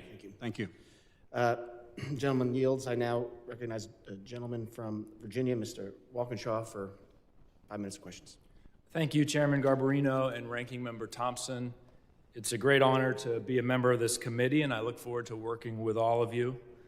I want to add my condolences to the family and loved ones of Army Specialist Sarah Beckstrom. Her unwavering commitment to our nation and to protecting Americans can never be forgotten. I also want to wish a swift recovery to Staff Sergeant Andrew Wolf. And I want to thank all of the police officers, deputy sheriffs, and state troopers who protect and serve my community in Virginia. Acts of violence against law enforcement are unacceptable and should be condemned. And rhetoric calling for violence should also be condemned. But I'm old-fashioned. I believe in the saying that a fish rots from the head. And what our leaders say and do matters. And when it comes to supporting law enforcement, Donald Trump and the Trump administration are rotten. Donald Trump and the Trump administration's dangerous rhetoric and budget cuts, their defunding of the police, directly threaten the safety of Americans, including our law enforcement. President Trump claims to support law enforcement, except when they're trying to enforce the many laws that he has broken. President Trump pardoned 1,500 January 6 rioters who stormed the Capitol and brutally beat, tased, pepper sprayed law enforcement officers, including one of our courageous witnesses here today, Officer Hodges. Brave officers with the Fairfax County Police Department from my district were also deployed to defend this Capitol during that insurrection. That department is listed on the plaque that Speaker Johnson and Republicans refuse to hang. This horrific attack on our democracy, an effort to thwart the will of the American people, resulted in assaults on at least 140 police officers, and 5 police officers lost their lives at the hands of the January 6 cop killers. And I want to say their names: Officer Brian Sicknick, Howie Liebengood, Jeffrey Smith, Kyle DeFreetag, and Gunther Hashida. All patriots, all police officers. Instead of allowing for the peaceful transfer of power, President Trump called for violence that led to the deaths of police officers. Instead of condemning the insurrection and holding to account those responsible, President Trump has pardoned those that committed heinous crimes against our courageous officers, like Officer Hodges. And today, those cop killers are free. They're in our communities. They're committing more crimes. Officer Hodges, on January 6, 2021, President Trump delivered a speech on the ellipse to a group of his supporters. In his speech, President Trump said, "We fight like hell, and if you don't fight like hell, you're not going to have a country anymore." Do you believe that President Trump's remarks at the ellipse on January 6th encouraged his supporters to use violence against anyone trying to stop them, including police officers like yourself?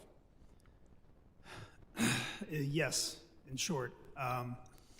It was revealed during the January 6th subcommittee investigation that Trump was notified that people were not getting into the ellipse because they were heavily armed. They couldn't get through the magnetometers. And you know what he said?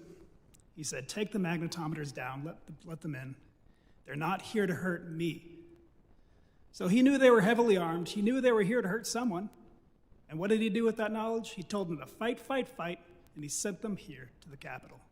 And do you believe that pardoning those January 6 insurrectionists who killed police officers makes law enforcement across this country more or less safe today? Less safe. Thank you. I yield back. Gentleman yields back. I now recognize the gentleman from Colorado, Mr. Evans, for 5 minutes of questions.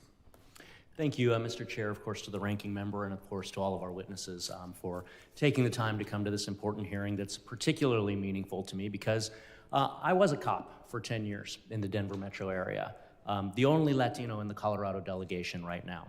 And the reason I'm in Congress is because in 2020, the ruling Democrats in Colorado passed a bill that took the first steps toward defunding law enforcement and toward making cops guilty until they proved themselves innocent by enshrining into law the concept that anything not captured on a body cam could be interpreted by the courts as misconduct, which was allowed to be presumed against the cops until the officers proved themselves innocent. I ran our riot squad. I was in charge of our riot squad in 2020 when Denver, Colorado suffered the most violent riots in the country as evaluated by the Major Cities Chiefs of Police Association, and not a peep from the ruling Democrats in my state of Colorado. I've buried 2 colleagues in my agency. Gordon Beasley, who was assassinated by an individual who was radicalized against law enforcement by anti-police rhetoric from elected leaders, shot in the back of the head, murdered. It's on video. The killing part is redacted on most of the publicly available stuff.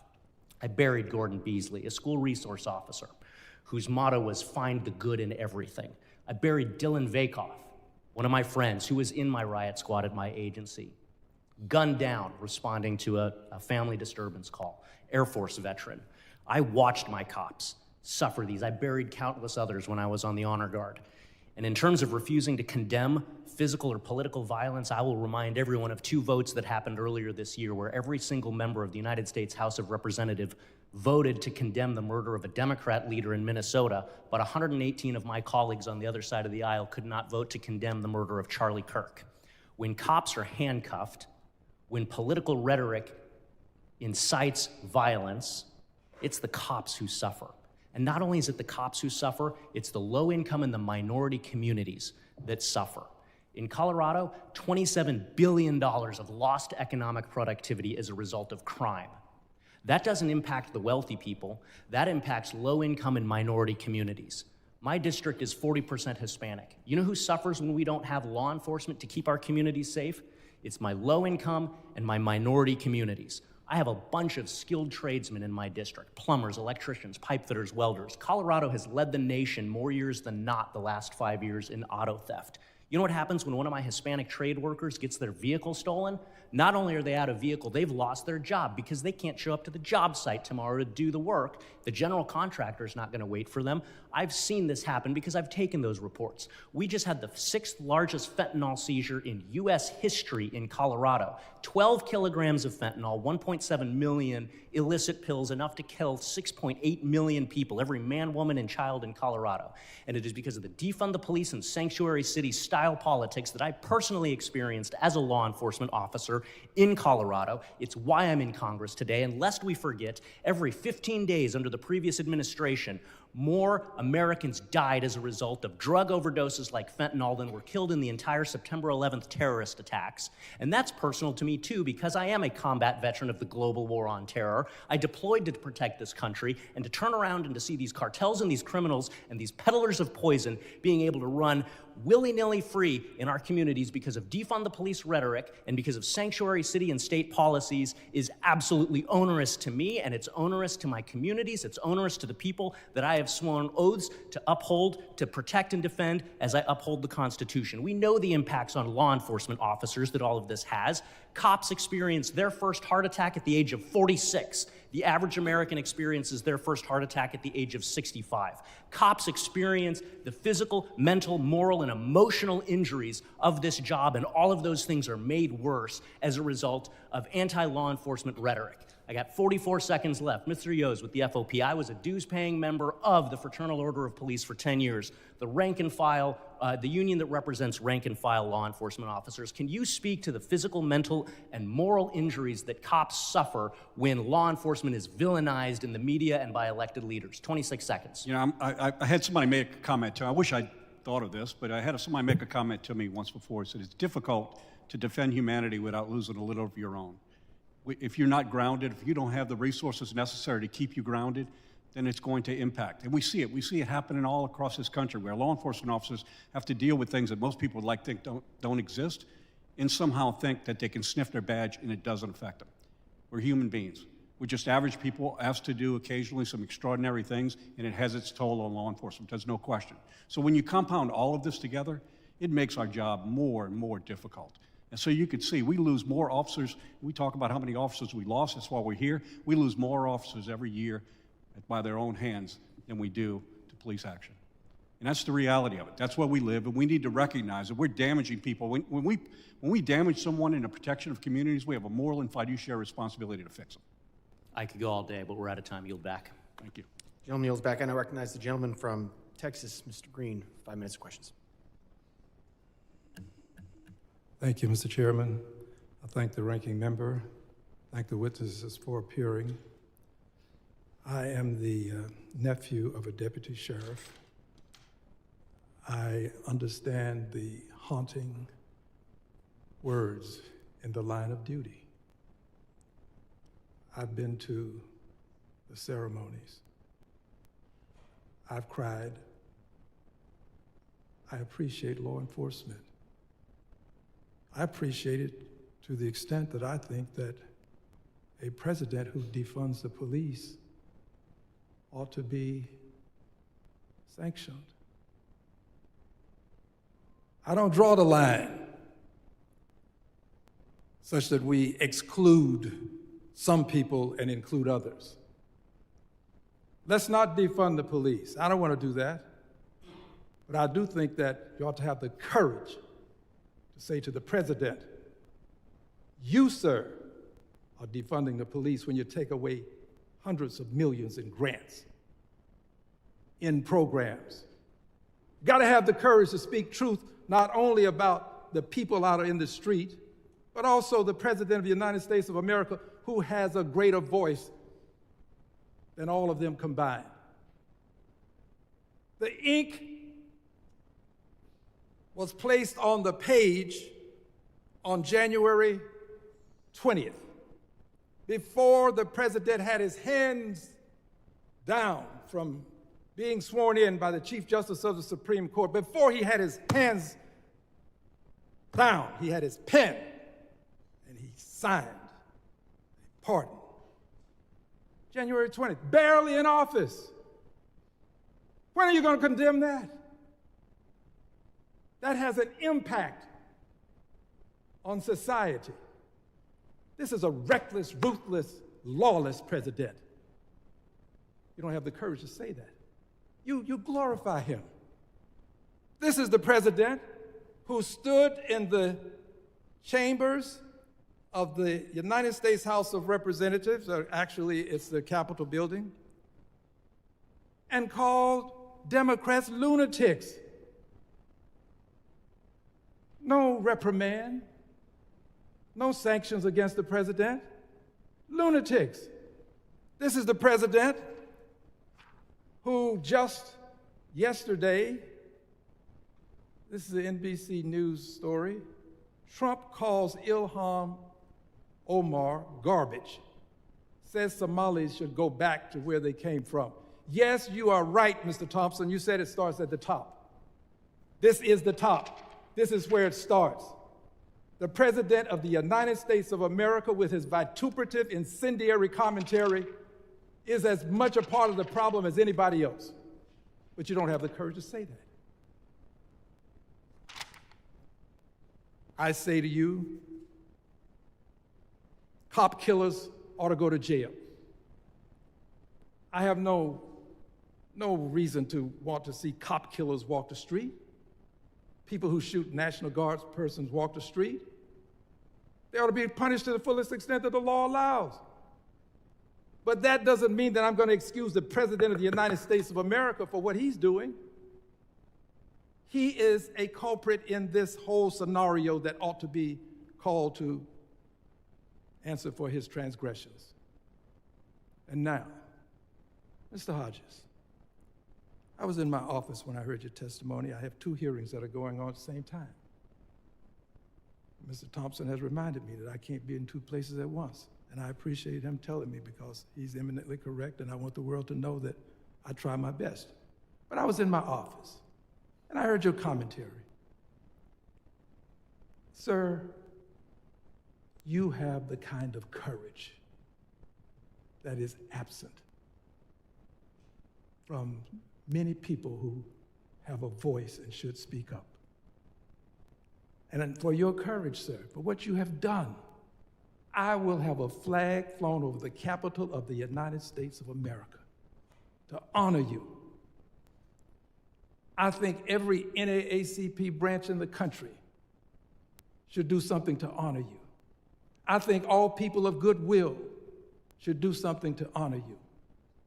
And I think that people of goodwill ought to acknowledge that this president is disgraceful and that he ought to be impeached. I yield back the balance of my time. Gentleman yields back. I now recognize newest member of our committee as well on the Republican side, gentleman from California, Mr. Fong, for 5 minutes of questions. Thank you, Mr. Chair. Thank you to the witnesses for your testimony and your service. It's sad and tragic that we have to have a hearing where we have to focus on the data that clearly shows that anti-law enforcement rhetoric right now is fueling violence against our officers. And then, of course, the horrific tragedy of the shooting of the National Guard's men, Sarah Beckstrom and Andrew Wolf, clearly has intensified, and rightfully so, put a needed focus on this. If I can ask Mr. Hughes, California Governor Gavin Newsom erroneously has attempted to overstep his jurisdiction by signing a bill into law that would ban state and federal law enforcement officers from wearing face coverings to protect their identities. Unfortunately, as well, and I was in the state legislature when this passed, and I opposed it, but California law prohibits delegation of immigration authority under Section 287G of the Immigration and Nationality Act. And now other states, New York, Pennsylvania, Michigan, have introduced similar legislation in their state legislatures. What risk do these restrictions pose for federal, state, and local task force personnel in doing operations? Thank you, Congressman. And again, I can't speak to the state and local law, but what I could speak is to the issue of the face coverings and what we have found given the current conditions. And that's with the advent of artificial intelligence and social media, we have found that officers are being identified, personal information is being identified, and them and their families are being threatened. And so that until such time that we could get that under control, I think we're in a particular position that this seems to be the way to go until we could change the laws and get some sort of normalcy where we could get that under control. If I can ask Mr. Thompson or Mr. Yos, both can speak to this. I've talked to my local law enforcement agencies. Recruitment, you mentioned this, recruitment and retention are real challenges. With these actions by Gavin Newsom, the actions of other states, and the rhetoric now that we see, how has that affected the morale of law enforcement and the ability to attract the best and brightest to join the ranks of law enforcement? So I'll go first. I'll go back to what I mentioned before. We don't have a recruiting retention problem. We have a retention and recruiting problem. If we fix the retention problem, we'll fix the recruiting problem. Unfortunately, law enforcement officers, for the most part now, we've gone through so much turmoil that they're with a good conscience of not asking people to come into this profession. So when we see actions like, look, the most efficient way and most effective, and I would argue the most safest way in order to be able to enforce laws is to work collectively to be able to do it. When we put up rhetoric and we make we put these barriers up, what we're doing is we're saying that we don't have a respect for the laws that were created, and the people who have to enforce them are the ones that are caught in the middle of this political thing. This is not beneficial to anyone. So that's what's hurting our profession. That's why we can't pull people in. You want to jump in, Mr. Hey, I would echo every word Mr. Yo's just said, and I would go one step further, is that it is important for all of us to recognize that we up here, we do speak truth to power every day, every single day. I've never been called bashful in my life, and I've never stood down from saying what I believe. California and other states that are passing these laws, they're doing it at the risk of the public safety of their communities. And the numbers of aggravated assaults are still sky high. They are still climbing. Murders are coming down, but ag assaults are the leading indicator of future criminal behavior. Change those laws, come back to reality, recognize law enforcement's not your enemy. It is not. They save the lives every single day at the local level. Well, I couldn't agree more. We need to heed that sobering warning that you're providing. With the time I have remaining, if I can ask you, Mr. Hughes, what are the challenges that you face on holding non-governmental organizations accountable when they actively distribute protective gear such as face shields and goggles before large anti-law enforcement protests? What challenges do you face with that? Yeah, look, I'm not active in law enforcement anymore, but there certainly are challenges on all sides here, and making sure that we're holding people accountable. We have the intel that we're working with our state, local, federal partners, and making sure we're coordinating information and finding out what's going on and holding people accountable for their actions. Well, I appreciate the work that your members do, especially to protect my community and communities across the country, and with that I yield back. Gentleman yields back. Mr. Chairman. Gentleman's recognized. Mr. Chairman, I ask unanimous consent to enter into the record a statement from the Federal Law Enforcement Officers Association and a joint statement from the Fraternal Order of Police and the International Association of Chiefs of Police condemning the pardon of January 6 rioters who assaulted Mr. Hodges and a lot of other people.